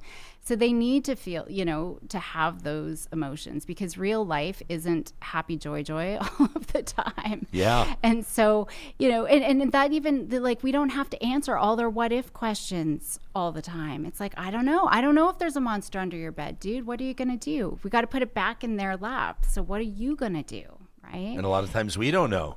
Yeah. And so we got to separate what's an ish you and an ish me, right? I work with a lot of teenagers. So that's an ish you, mom, right? Not an ish me. And so is it affecting you, their dirty room? I don't know. That's the other problem. We nag kids all the time. And so they feel like they can't do anything because we're on their back all of the time. But, I remember my daughter had an issue with her coach, and a lot of parents would be jumping in there and talking with the coach and saying this is a problem. But I'm like, well, it sucks. So what are you going to do? How are you going to handle this? Right? Same thing with friendship fires. What did she do? She went and talked. I remember clear as day. I don't have a lot of memories, my memories is going, it seems. Was that the ski accident? Yeah, maybe. But I remember clear as day. She was in the back of the car. So she must have been like 11 years old and just white, pale as a ghost. It's sick to her stomach. When you have a hard conversation, it's just so visceral in our body. And she went in and had a conversation, and I will say that was almost a pivotal moment in her social anxiety. It almost went away overnight, almost. Because she went and had that experience. Now her brain knows I can have that experience having that hard conversation. Well, guess what? Next year, she was actually captain, same coach, captain of the team, because she showed so much leadership. And it was a hard conversation, but she turned the rest of the season around. And now she felt confident because she had that experience, right? And so we need to make sure that we're letting our kids figure things out, rather than us doing it for them all the time. I'm grateful that Josh is watching us this morning and checking in on the live chat. He's referencing Jonathan Haidt's book that you had mentioned, The Anxious Generation, New York Times #1 bestseller. And he says that book, Anxious Generation, sheds pretty good light on the challenges out there for young people, solutions we need to implement as parents, as government, he says, also as individuals. He quotes from the book, says, we over-shelter outdoor free play, and we under-shelter online activities. We're more afraid of the random kidnapper than we are of online bullying or porn or predators or extreme belief exposure. Well, that's just it. We're scared to let our kid go to the store. That's not where the predators are. It's in their back pocket, right? And that's absolutely everything that Jonathan Haidt talks about, and Jean Twenge. They talk about how we are rewiring the brain, and we're putting I will say the one fear that parents have that probably is legit, someone might call social services. And I think in Edmonton that happened a few years ago. A 7-year-old went to the park and somebody called social services. Someone referenced that in our chat. Yeah. And so that, I would say, is a legitimate fear that somebody else is going to call. But this is why we need broader, build your community and say, hey, we're going to let our kids go together to walk to school, or we're going to let our kids go to the park by themselves to play. So we need to expand, our community a little bit more. And there's no accountability there either. It's a shame where people aren't getting their houses egged and toilet papered, right? Calling social services on a 7-year-old and a family should probably be met with toilet paper in the spruce tree, right, Johnny? Am I right? Wise Kyle in our chat says, playing Call of Duty and Battlefield with my friends was a really big thing for me through junior high, high school, university, late night, war zone, zombies. Says it was a real bonding experience that maybe older people can't understand.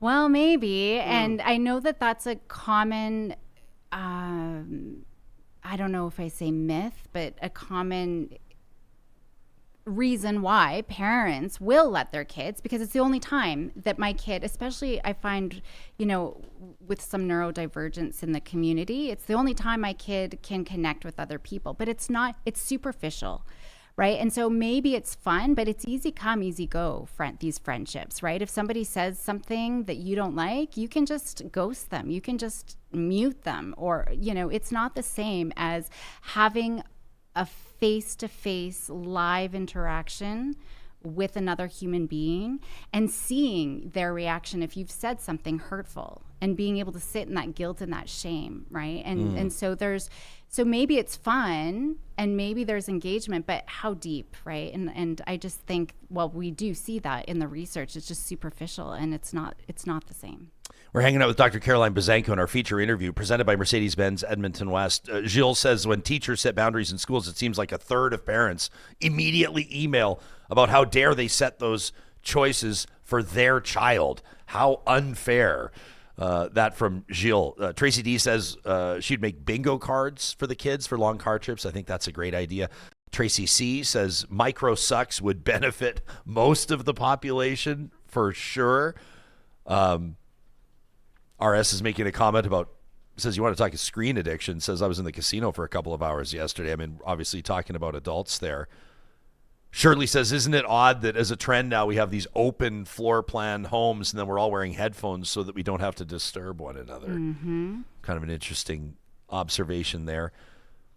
TD says, during COVID when I was working with students, I had to constantly thank them and their parents for their resilience because the parents were actually having a tougher time with the changes than the kids were. Nia says being bored allows us to be creative, to create action, thoughts, ideas, emotions, process plans, dreams, hopes, solve problems.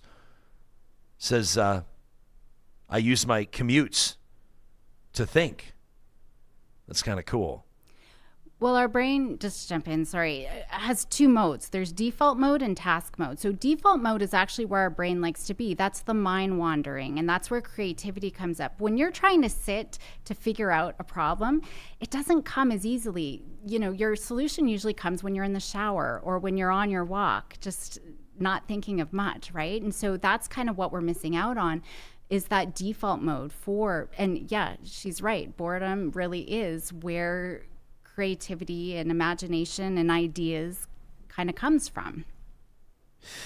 A lot of people are chiming in on whether or not at 7 is age appropriate to go to a park or not. I mean, I don't know. I can't imagine, whatever. I don't want to sit here and judge. We don't know the circumstance. I can't imagine letting my kid go to the park by himself at 7. Also calling social services is a bit of a move. Well, 3 was the appropriate age to send them to the store for a loaf of bread. And I think it depends on what, 3? Used to be, yeah. 3? 3, yeah. There was a time and a place. RS in the chat said that when they were 7, their parents used to get them to go to the store and buy them smokes. Yeah, I did that as well. Yeah. Really? There's another great book. It's Hunt, Gather, Parent, I believe it's called. And she looks at, she went around the world to Indigenous populations where there's still hunters and gatherers, and they, like, the little kids, 3-year-olds, are following the dads out on the hunting trip, you know, following behind, sure. And, you know, and partaking in a lot of that. And somewhere along the way, the more westernized we've become more closed unit and overprotecting our kids a little bit. But and you know, I think it depends on where you're living. If you're living in a violent place and people come out at night, you know, like, it's going to be very different from one community to the other. So certainly, you know, we're going to look at those pieces. But I bet even in your own home, I was talking with a teacher who went to Southeast Asia, and he was amazed. He was a kindergarten teacher. He was amazed at what the kids could do there. So when he came back to the classroom, he's like, dude, you can open your own orange. I've seen an 18-month-old baby open their own orange. You can do it. So it's even those little day things, right, that we're doing for our kids that they can probably do themselves. There's been a number of comments here. I'm a little surprised at the host here. I don't know why the host hasn't brought this up yet. We're an hour and 20 minutes into a conversation. We asked you for 40 minutes of your time, so thanks for this. We haven't even talked about, like, ADD, ADHD. I've seen a bunch of comments in the chat. One parent in there just said if I sent my kid to their room and said, you're not coming out until the room is clean, said they'd be there all day. They'd have a really tough time with it. I don't know if this is accurate or not. I mean, we've got here the psychologist of the year sitting with us, so let me ask you. But you see a lot of people, you know, people will say, I'm undiagnosed ADHD, or other people will say, I didn't know for years, so warning signs, I finally got a diagnosis, or my kid is ADD, ADHD. I won't say who, but someone that I know personally is in a bit of a nasty custody situation as part of a relationship breaking apart, and the parents feel very differently. Dad feels very differently than mom does about an undiagnosed ADHD, and there's medication implications, and now it's turning into a nasty court battle over which parent is going to be making the health decisions. I mean, it's getting really nasty. And then, of course, you have folks that will argue that doctors are overprescribing and all these kids are being misdiagnosed, and it's actually not as big of a thing as we think it is. I've put 100 issues in front of you right now. I was going to say, where do you want to start? As we're getting set to wrap. Yeah. But I do think that we should touch on this because I know, and again, I'll let people know that they can check out your website at drcarolinebuzanko.com. We'll link to it in the show notes. You talk a lot about this. You deal with this a lot. Yeah. So I have ADHD, and my girls both severe ADHD as well. We do. I mean, Jonathan and Jean both talk about how before screen research was correlational with ADHD. We just know that the ADHD brain is more likely to become addicted, and screens is one of those vices. But now there is actually research showing that maybe it's actually causing ADHD. I will say the overdiagnosis, I mean, when we look at the research, ADHD is actually being underdiagnosed, and especially in girls, for sure, but it is actually underdiagnosed. But we are seeing, like I said earlier, I mean, screens really are making us inattentive all of the time. Just to go to the one comment with the parent said, I think it was around, if my ADHD kid, went and told him to go clean his room. Well, the problem is the executive functioning piece, right? So they don't have a visual picture of what a clean room looks like. So just a quick tip for that mom is give a picture. You clean the room and give a picture of what a clean room looks like, and then you can give your kiddo that picture and say, go make your room look like this, because they don't have that visual representation. They'll pick up a pillow and be like, I'm done, right? Because in their head they can't get from point A to point B. They don't know how to do it. So we do need to look at, yes, there's independence, but if there's real deficits or differences in the brain development, like executive functioning, we need to scaffold that and teach them and help support. It's just like I'm wearing glasses right now, right? Because my eyes can't see on their own as effectively as someone else who's got 20/20 vision. And so I have this accommodation to help my eyes relax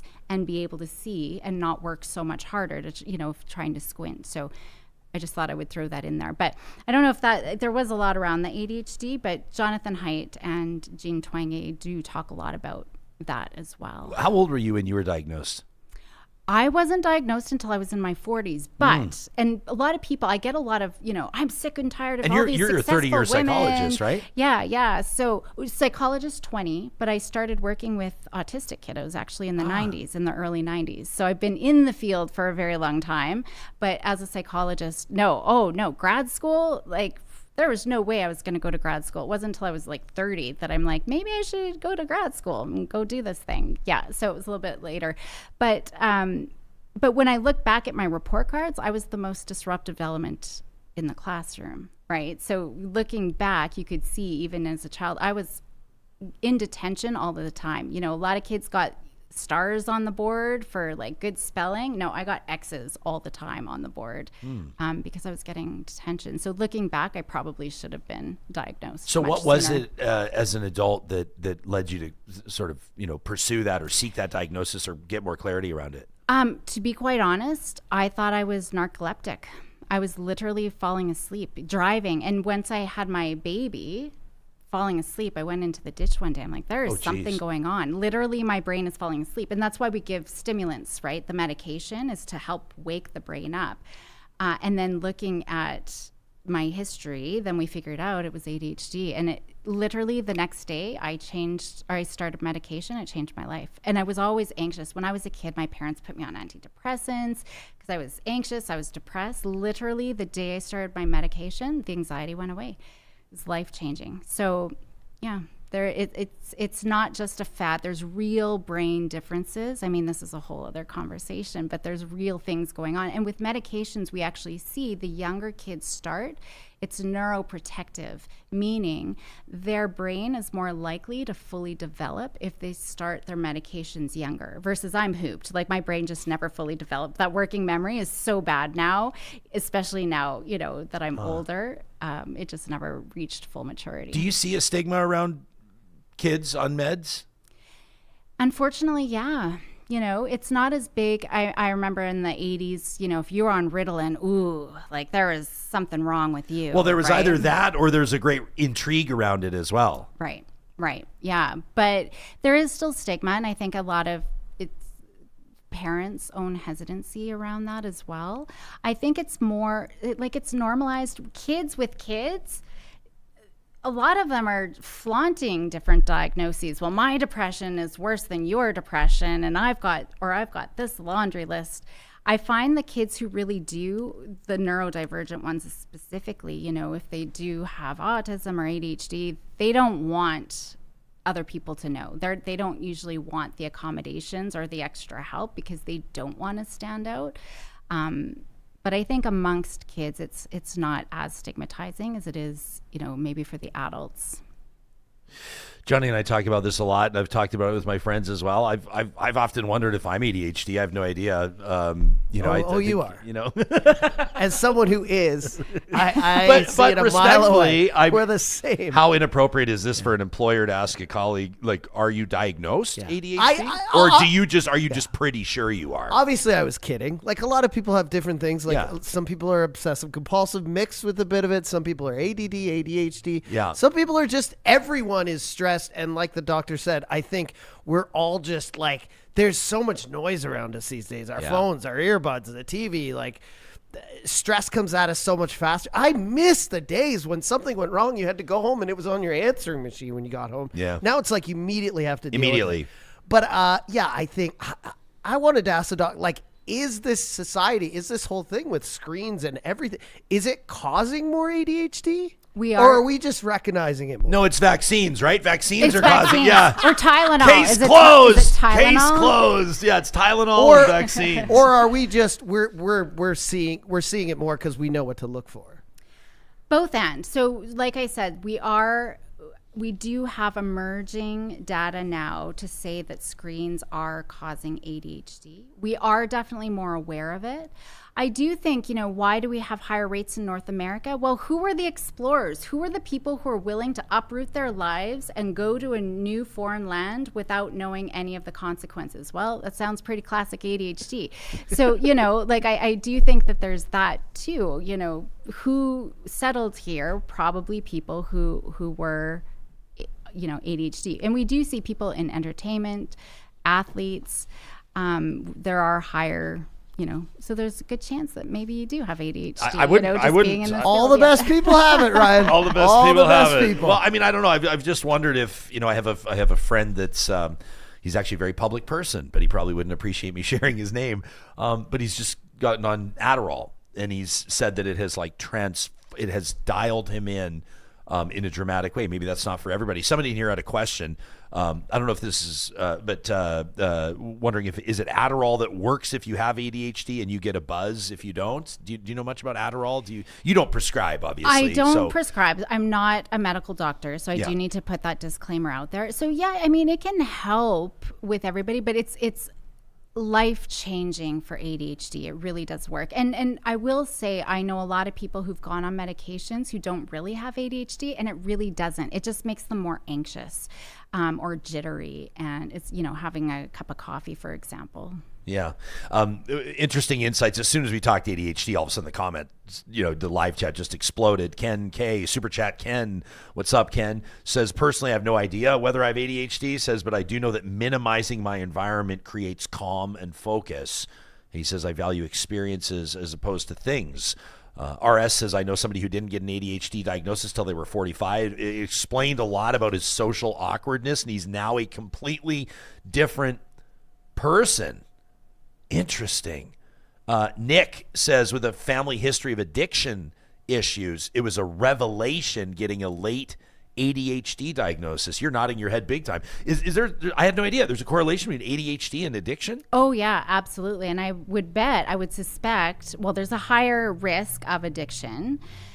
And a lot of people start self-medicating, right? And, well, I know I did as a teenager. I didn't know. I drank a lot. And I remember my dad being like, are you an alcoholic? I never got so bad that it was interfering. It was just at night and whatever. But a huge correlation, yeah. Really? I had no idea. And that's why screens are so problematic, because that ADHD brain is so likely to become addicted. Yeah. Tracy D says, every neurodivergent kid, young adult I know, wears it proudly, as they should. There is no need to hide it.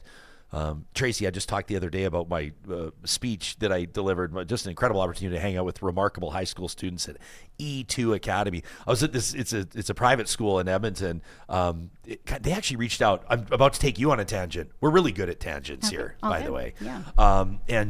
Talking a lot about the teacher strike and funding public education, and a teacher down in Calgary with a petition. She joined us on the show.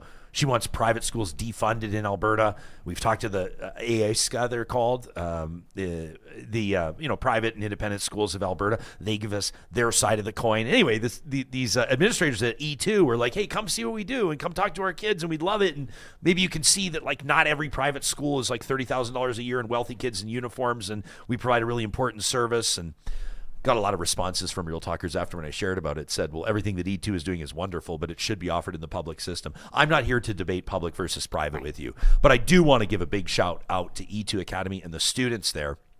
The administrators gave me a heads up ahead of time and said if you could speak to them for like 30 minutes and then we'll do a Q&A. And they said, just as a heads up, they said these are kids with learning disabilities or other disabilities and special gifts, like they're gifted, like they're on another level, right? And the combo was fascinating.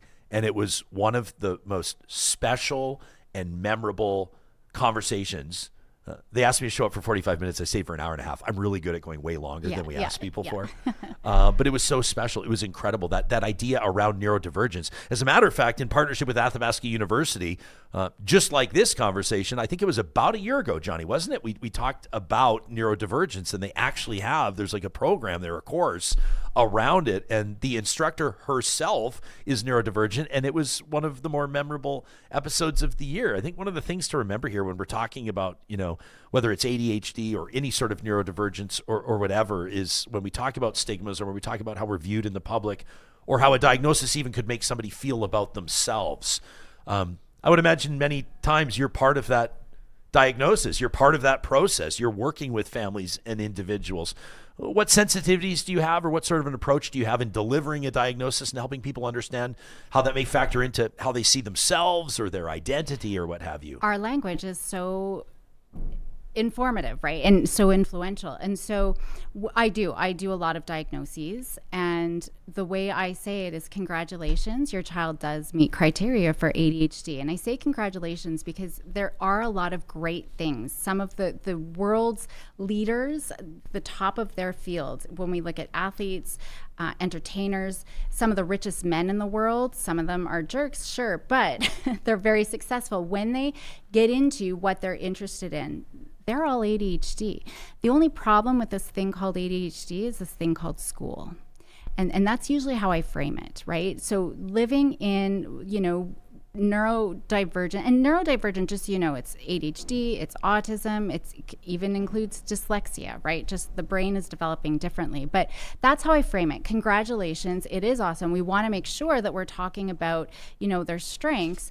These are the areas where it's challenging, when they are expected to sit for 8 hours in class, when they're forced to learn things that they're not interested in, or there's no relevance or no meaningfulness for them. That's where it becomes a challenge. Taxes for me is a nightmare. Like really simple basic tasks are very hard for me. Even to, book a flight could take me hours. Even if it's just one airline, one flight at the time I need to go, it'll still take me forever. Because you're getting distracted or going down rabbit holes, or what? Or like decision making is so hard for the ADHD brain. You're describing me. Yeah. Wow. I can't even decide what to eat at a restaurant. Johnny's seen it 100 times. I get the server to decide. I'm not joking. No, that it's exhausting. Any working memory tasks just drains the brain. So working memory, like remembering your morning routine, for example, so I usually just wear the same things all the time because you just choosing your clothes, right? I was just gonna say, when I do laundry, like people are like, oh, I gotta do laundry, it takes them a couple hours. It takes me like a whole weekend. Yeah. I have no idea why, and then I forget it's in there. And then you don't fold it. Such a simple thing that I should get done in like a block of time in a weekend or on a day, and it takes me a whole weekend. Cassandra says, guys, I'm sorry, but I've never felt any stigma about being ADHD. I'm almost 50. Was diagnosed at 14. That's amazing, Cassandra. Nor should you. That's awesome. Yeah. We call that a praise report. Alberta Girl says ADHD is a gift, but schools are not designed for kids with ADHD. Exactly. And that's where it becomes a problem, when there's a gap between expectations and what their brain can actually do. Even this whole give me 5, right? So I can't remember exactly, but teachers will say, give me 5 for paying attention. Look at me, turn your body to me. I can't remember what all 5 things are. That is so not what the ADHD brain can do. They might need to look away and be looking up and fiddling and moving their body to be able to pay attention. I know even as an adult, it's really hard for me to just sit and, my husband will say, okay, Caroline, I got to tell you something. So I'll be on my computer. I got to tell you something. Kate, no, you got to get off your computer. So then I'll look at him with big eyes. Okay, I'm ready. And then he's like, I can see the little guy, behind the Venetian blind, turning the blind, because the harder I try to pay attention, it actually sabotages, the brain sabotages.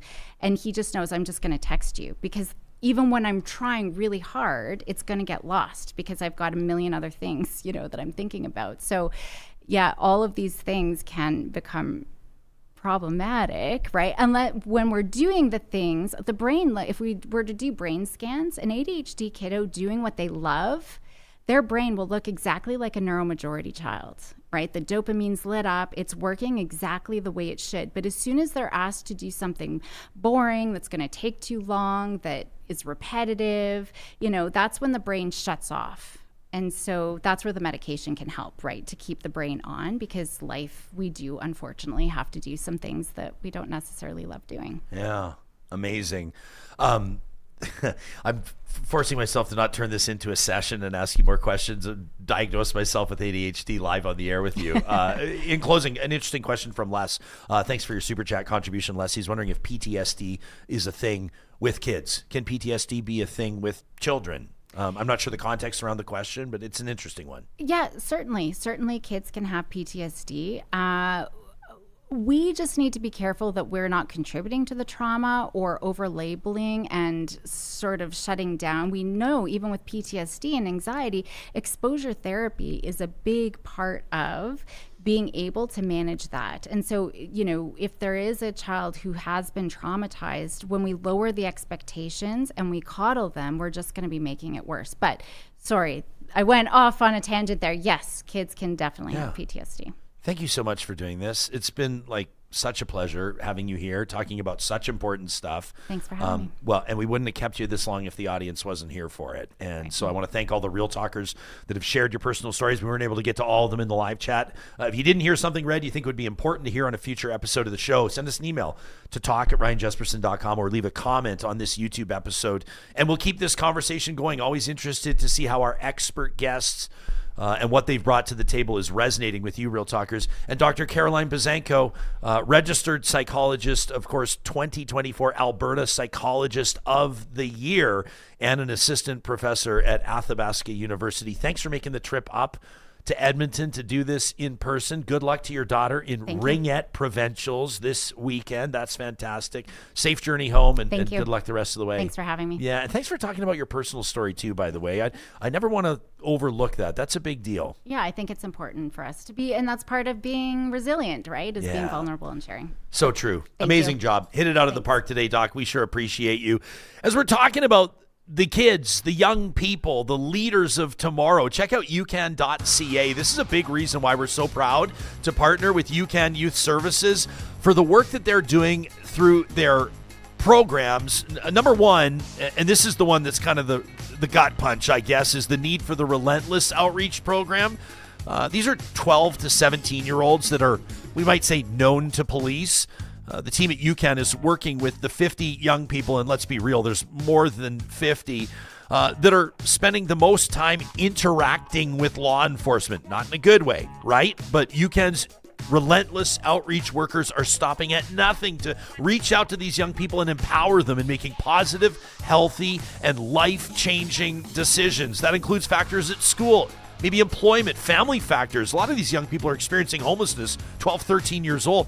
Peer group factors, gangs, human trafficking, This is real, including right here in our home province of Alberta. And the team at UCAN is doing remarkable work to ensure that these young people get a fair shot. You can learn more about it at ucan.ca. We encourage you to donate if you're able. When you're considering your family's philanthropy plan, maybe your corporate giving strategy, please remember UCAN Youth Services. And don't forget, UCAN Comedy Nights are back the 16th to the 18th of March. That's next week. You can check out their website to get tickets. I'll be there the night of the 18th, Real Talkers. I'm looking forward to seeing you there. If your family's going to be keeping a little more money in your pocket this summer by going green, by cutting down on your energy costs, you're going to want to make sure you get on the Kuby installation list ASAP. Their spring installation schedule is starting to fill up at kuby.ca, Kuby.ca. They've got innovative solar solutions for every home and business. You need solar panels to keep your trough from freezing. Your cattle are going to be out there through the winter. There's people, producers right here in Alberta that are using solar to do exactly that. It's one of my favorite stories from Kuby. Most of what they do is residential. They do a ton of commercial as well. You can learn more by checking out their website. And don't forget, every Monday or the first episode of every week, courtesy of Kuby, Positive Reflections. If you've got a story to share of somebody that maybe paid something forward, a random act of kindness, you can share it with us to talk@ryanjespersen.com. Proudly presented by Solar by Kuby. And a big shout out to our friends, of course, as well at the Royal Alexandra Hospital Foundation. We're so proud to partner with them, and that includes through Women's Health Research Month. That's this month, the month of March. You know, specifically, differently, disproportionately, that's how disease affects women. But for decades, research has not fully reflected that reality. And so through March, Women's Health Research Month, we're looking to change that. The Alberta Women's Health Foundation funds research that reflects women's realities, improving care and outcomes for women across the province. You can visit give2awhf.org or just Google Alberta Women's Health Foundation to support women's health research, because when women's health advances, we all move forward. Love those conversations that go into overtime based on audience demand and, of course, what we're taking away from it as well. And I love the love that you're showing in our live chat, including our Super Chat friend. Super Chat Ken with $5 says, what a great guest, what a great discussion. Ken very kindly says this show never disappoints. Different Ken says, I'm inspired by Super Chat Ken. He's thrown 5 in as well, which is just absolutely awesome. Typically, Johnny, with the Super Chat, it'll be Real Talkers' way to buy a great guest, a cold beer or something like that. But recently, we have been able to offer our guests a splash of Hansen Distillery Mini Yeggs. Oh, my God. And I have to point something out here. Now, we've been loving the Mini Yeggs. We've been loving this. But this is a love letter to an audience member. You guys, Noob Try Again. This guy is an unbelievable friend of the show. He's volunteered at our Pond Hockey Classic. He's volunteered at our Golf Classic. But he also owns a really neat business called Brisch 3D Creations. You can check it out online at brisch3d.com. That's BRISCH 3D.com. And check this out. He has created, I don't know what we want to call this, like a bottle cradle or something for us. We agreed yesterday. I spoke to him. Yeah, what are we calling it? A bottle cradle. Bottle is cradle. a pretty good enough name. He hadn't made a name for it. Bottle holder, whatever. So this one is made out of, essentially looks like it's made out of mini eggs. To hold this mini egg bottle, it is completely custom fit. Like, it is unbelievably beautiful. And I'm just going to cut to the chase and say something that may sound kind of, well, I'm just going to cut to the chase. We don't put things up in our studio that look like shit. We don't put things up in our studio that look cheap. That's just not how we roll.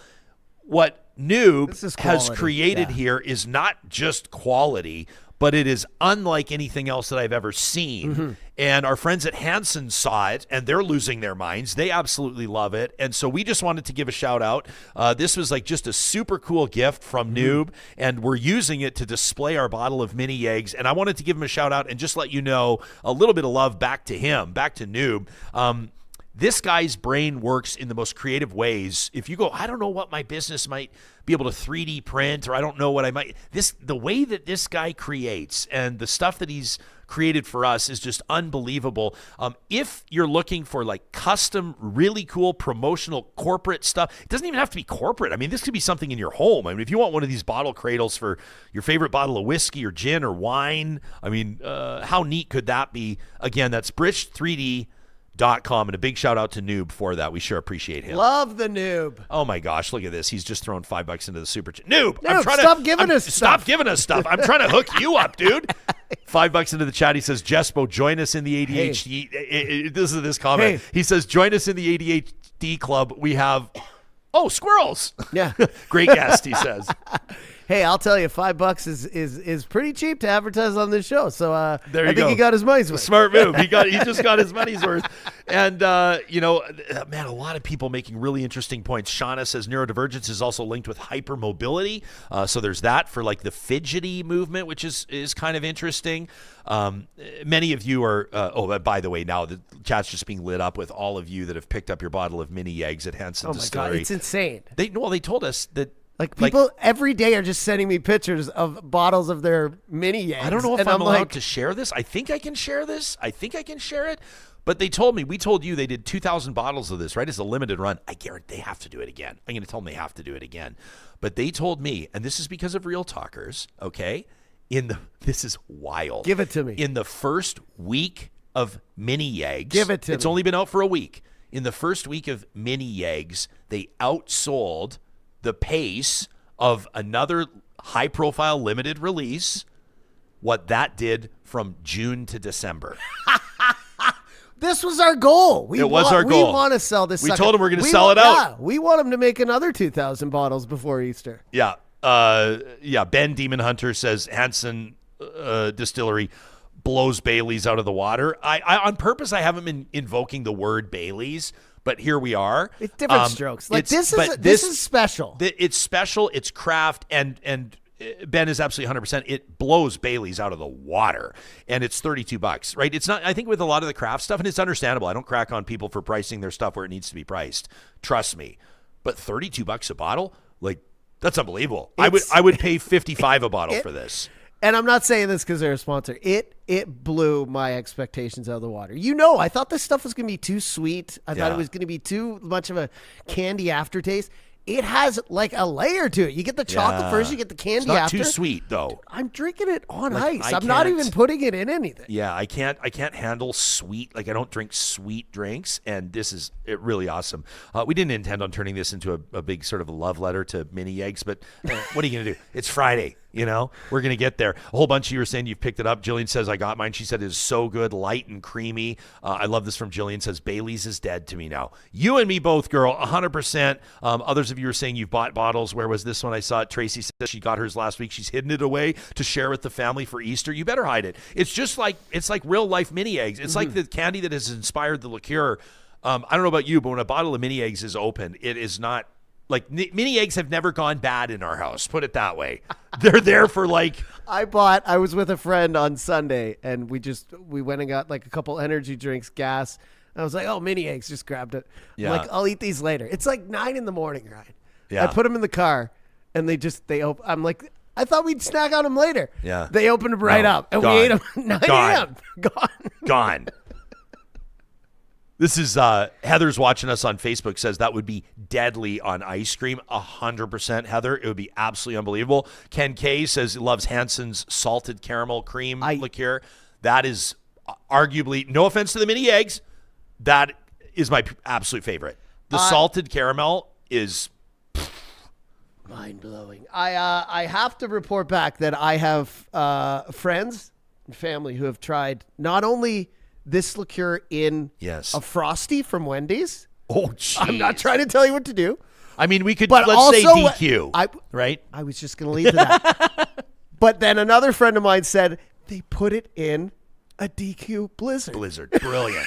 And brilliant. I was like, of course that's going to taste better. And then I had someone else who put it in, I have to pull my text up. Anyways, I'm not telling people like, involve alcohol in every spectrum. Leave like, maybe every one part of your life, alcohol but people free. are like getting creative with it. I love it. And I'm like, you could put this. You're the one who said put it in ice cream, so I think it's kind of your fault. Well, and I'm blaming Real Talkers because that's what they're saying. That's what they're putting in our live chat. So nothing is ever my fault, Johnny. That's one thing that's important to remember. I'm not yet. Fault's the wrong I word wonder if we because could have it's like incredible. could we do a collab so it could be like Hansen is at DQ and you can go through the DQ drive-thrus in Palisades, NAMAO, Newcastle, Westmount, Let's not Baseline use the Road. word drive.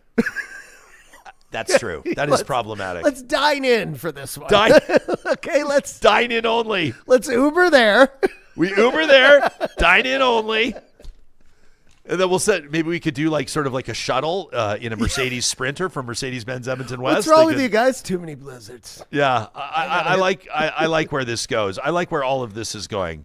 And also a shout out to Ms. Katie who says all this boozy talk on the show. I just checked my tracker. I am, says Ms. Katie, 559 days alcohol free. That from Ms. Katie. I'm proud of you. That's incredible. Everybody making choices they need to make for themselves and, as you say, for your health. Before we get to the flamethrower, we did want to mention one quick thing, friends, and we're trying to make sure that this new poker tournament in benefit of the Ben Stelter Foundation sells out ASAP. Real Talk is so proud to be supporting the Ben Stelter Foundation. We have so much love for the Stelter family. And coming up on the 16th and 17th of April at the Pure Casino Yellowhead is the Hearts and Hands Poker Tournament. It's going to be a ton of fun. $500 entry per day.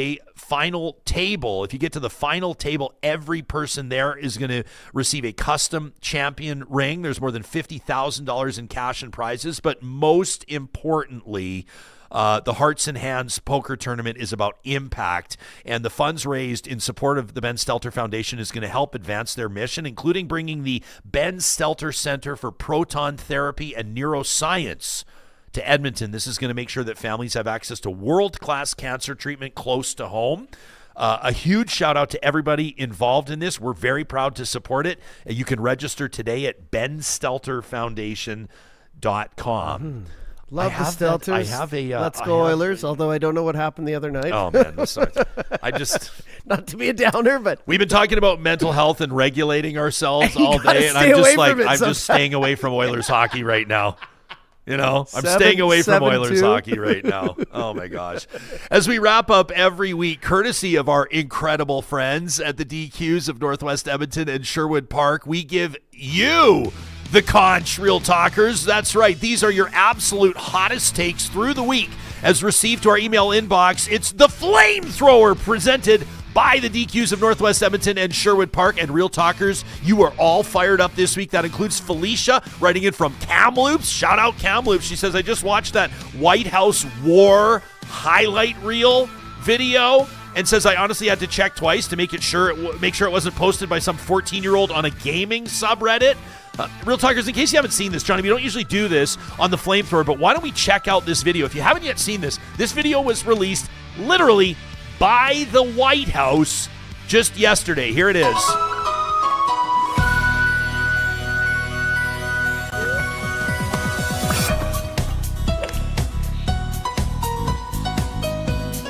What? Look at this. Wait for this. Hole in one, it says, as it shows actual drone footage of targets being eviscerated by American missiles. And it's like a... Okay, so anyway, you get the idea, and you can understand, if you Google it, Real Talkers, you haven't seen it yet, it'll blow your mind.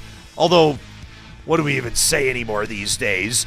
Felicia says, apparently the U.S. is now fighting wars the way my nephew plays Call of Duty, complete with kill streak graphics, meme edits, and what obviously looks like AI animation. Real missiles, real people dying, but edited like it's a Twitch stream. And this is coming from the official White House account. The same building that once held press conferences during the Cuban Missile Crisis now runs a YouTube channel, I guess. You know, might as well be called War, but make it content. Where is the dignity, wonders Felicia? The presidency used to at least pretend to be the grown-ups in the room. Now it feels like the group chat from a bachelor party got control of the nuclear codes. Donald Trump is the commander-in-chief. Pete Hegseth, the Secretary of War, beating the drums. The communication strategy looks like it was cooked up between rounds of Xbox and energy drinks. Amazing. She says, war isn't a video game. It's not a meme. It's not a marketing campaign. It's people's sons and daughters. Sometimes, I don't know, entire schools getting caught in the crossfire. She's not wrong. But hey, I guess as long as the clip goes viral, right, guys?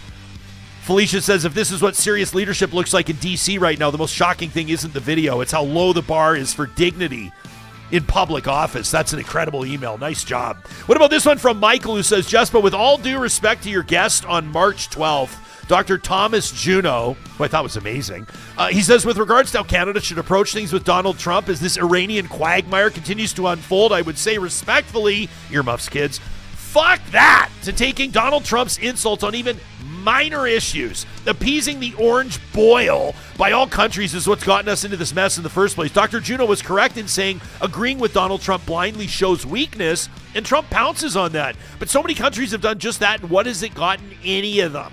If countries would have started all the way back when we were in the hell of Trump 1.0, maybe we wouldn't be in the position we find ourselves in now with the U.S. exerting financial terrorism on basically all of us. If we would have stood our ground, maybe the Americans would be an isolationist country right now, or better yet, he would have seen that economic bully tactics don't work. We might actually have cooperation during Trump 2.0. But too many countries and leaders went the appeasement route, and it's gotten us nowhere. If the bully comes up to you looking to take your lunch money, giving it to them once will not make them stop asking again. And it boggles my mind that these leaders don't recognize that. I will say it now, says Michael, and I will continue to say, fuck the U.S. until this pedophile is out of office. Michael says, damn, now I feel better.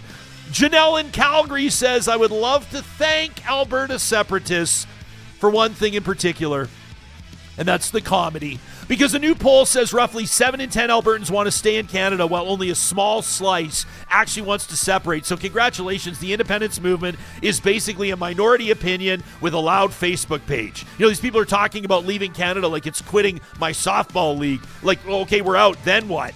Janelle says, and we've talked about this a lot, right? She says new currency, new passports, border crossings at Lloydminster. And who exactly is recognizing this new Petro-Public? The UN?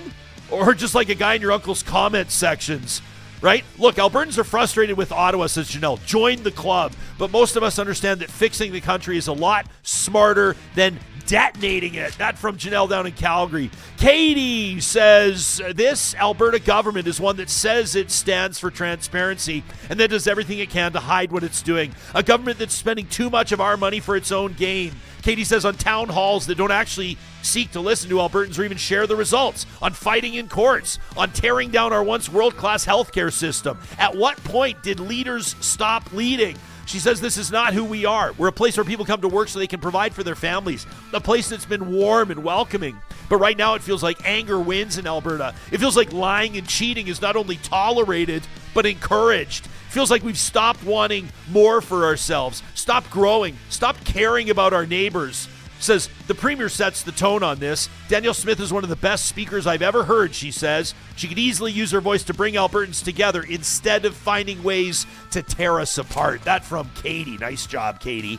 Annie says real talkers need to recognize the Alberta Prosperity Project is a doctrine that the UCB is trying to legitimize. They only want the beige aesthetic with the pregnant traditional wives baking white bread. Oh, the cognitive dissonance of it all. She says as the UCP continues to conveniently distract from its own corruption and irresponsibility by othering and dividing, it's emboldening these trolls to say things to my family like go home or go back to where you belong. Annie wonders, how are my children and I supposed to answer? We were born and raised in Calgary. This is my home. She signs off.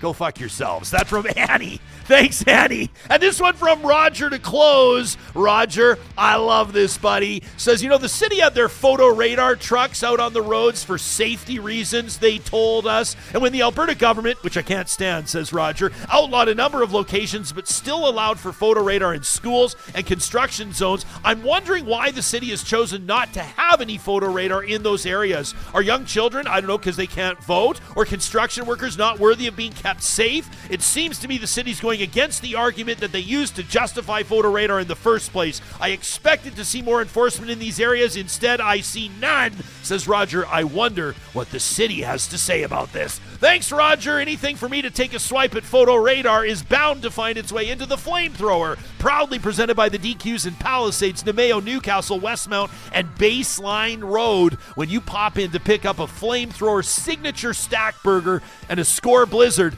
to bring back home safely and then do whatever you want with. Mini Yeggs. You make sure you let them know that Real Talk sent you. Real Talkers, have an incredible weekend. Thanks for the love you continue to show us by liking, subscribing to the show, and telling your friends about it. We'll be back on Monday with Separatists Eddie. We'll see you then.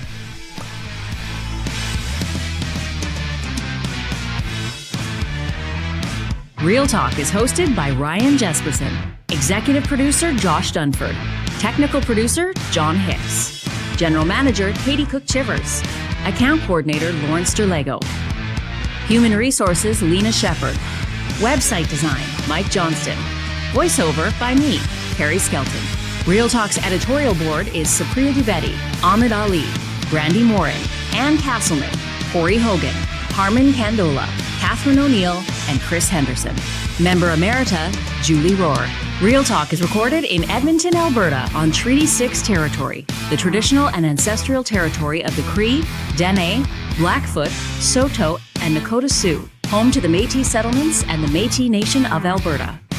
Real Talk is a relay project. For more, check out ryanjespersen.com.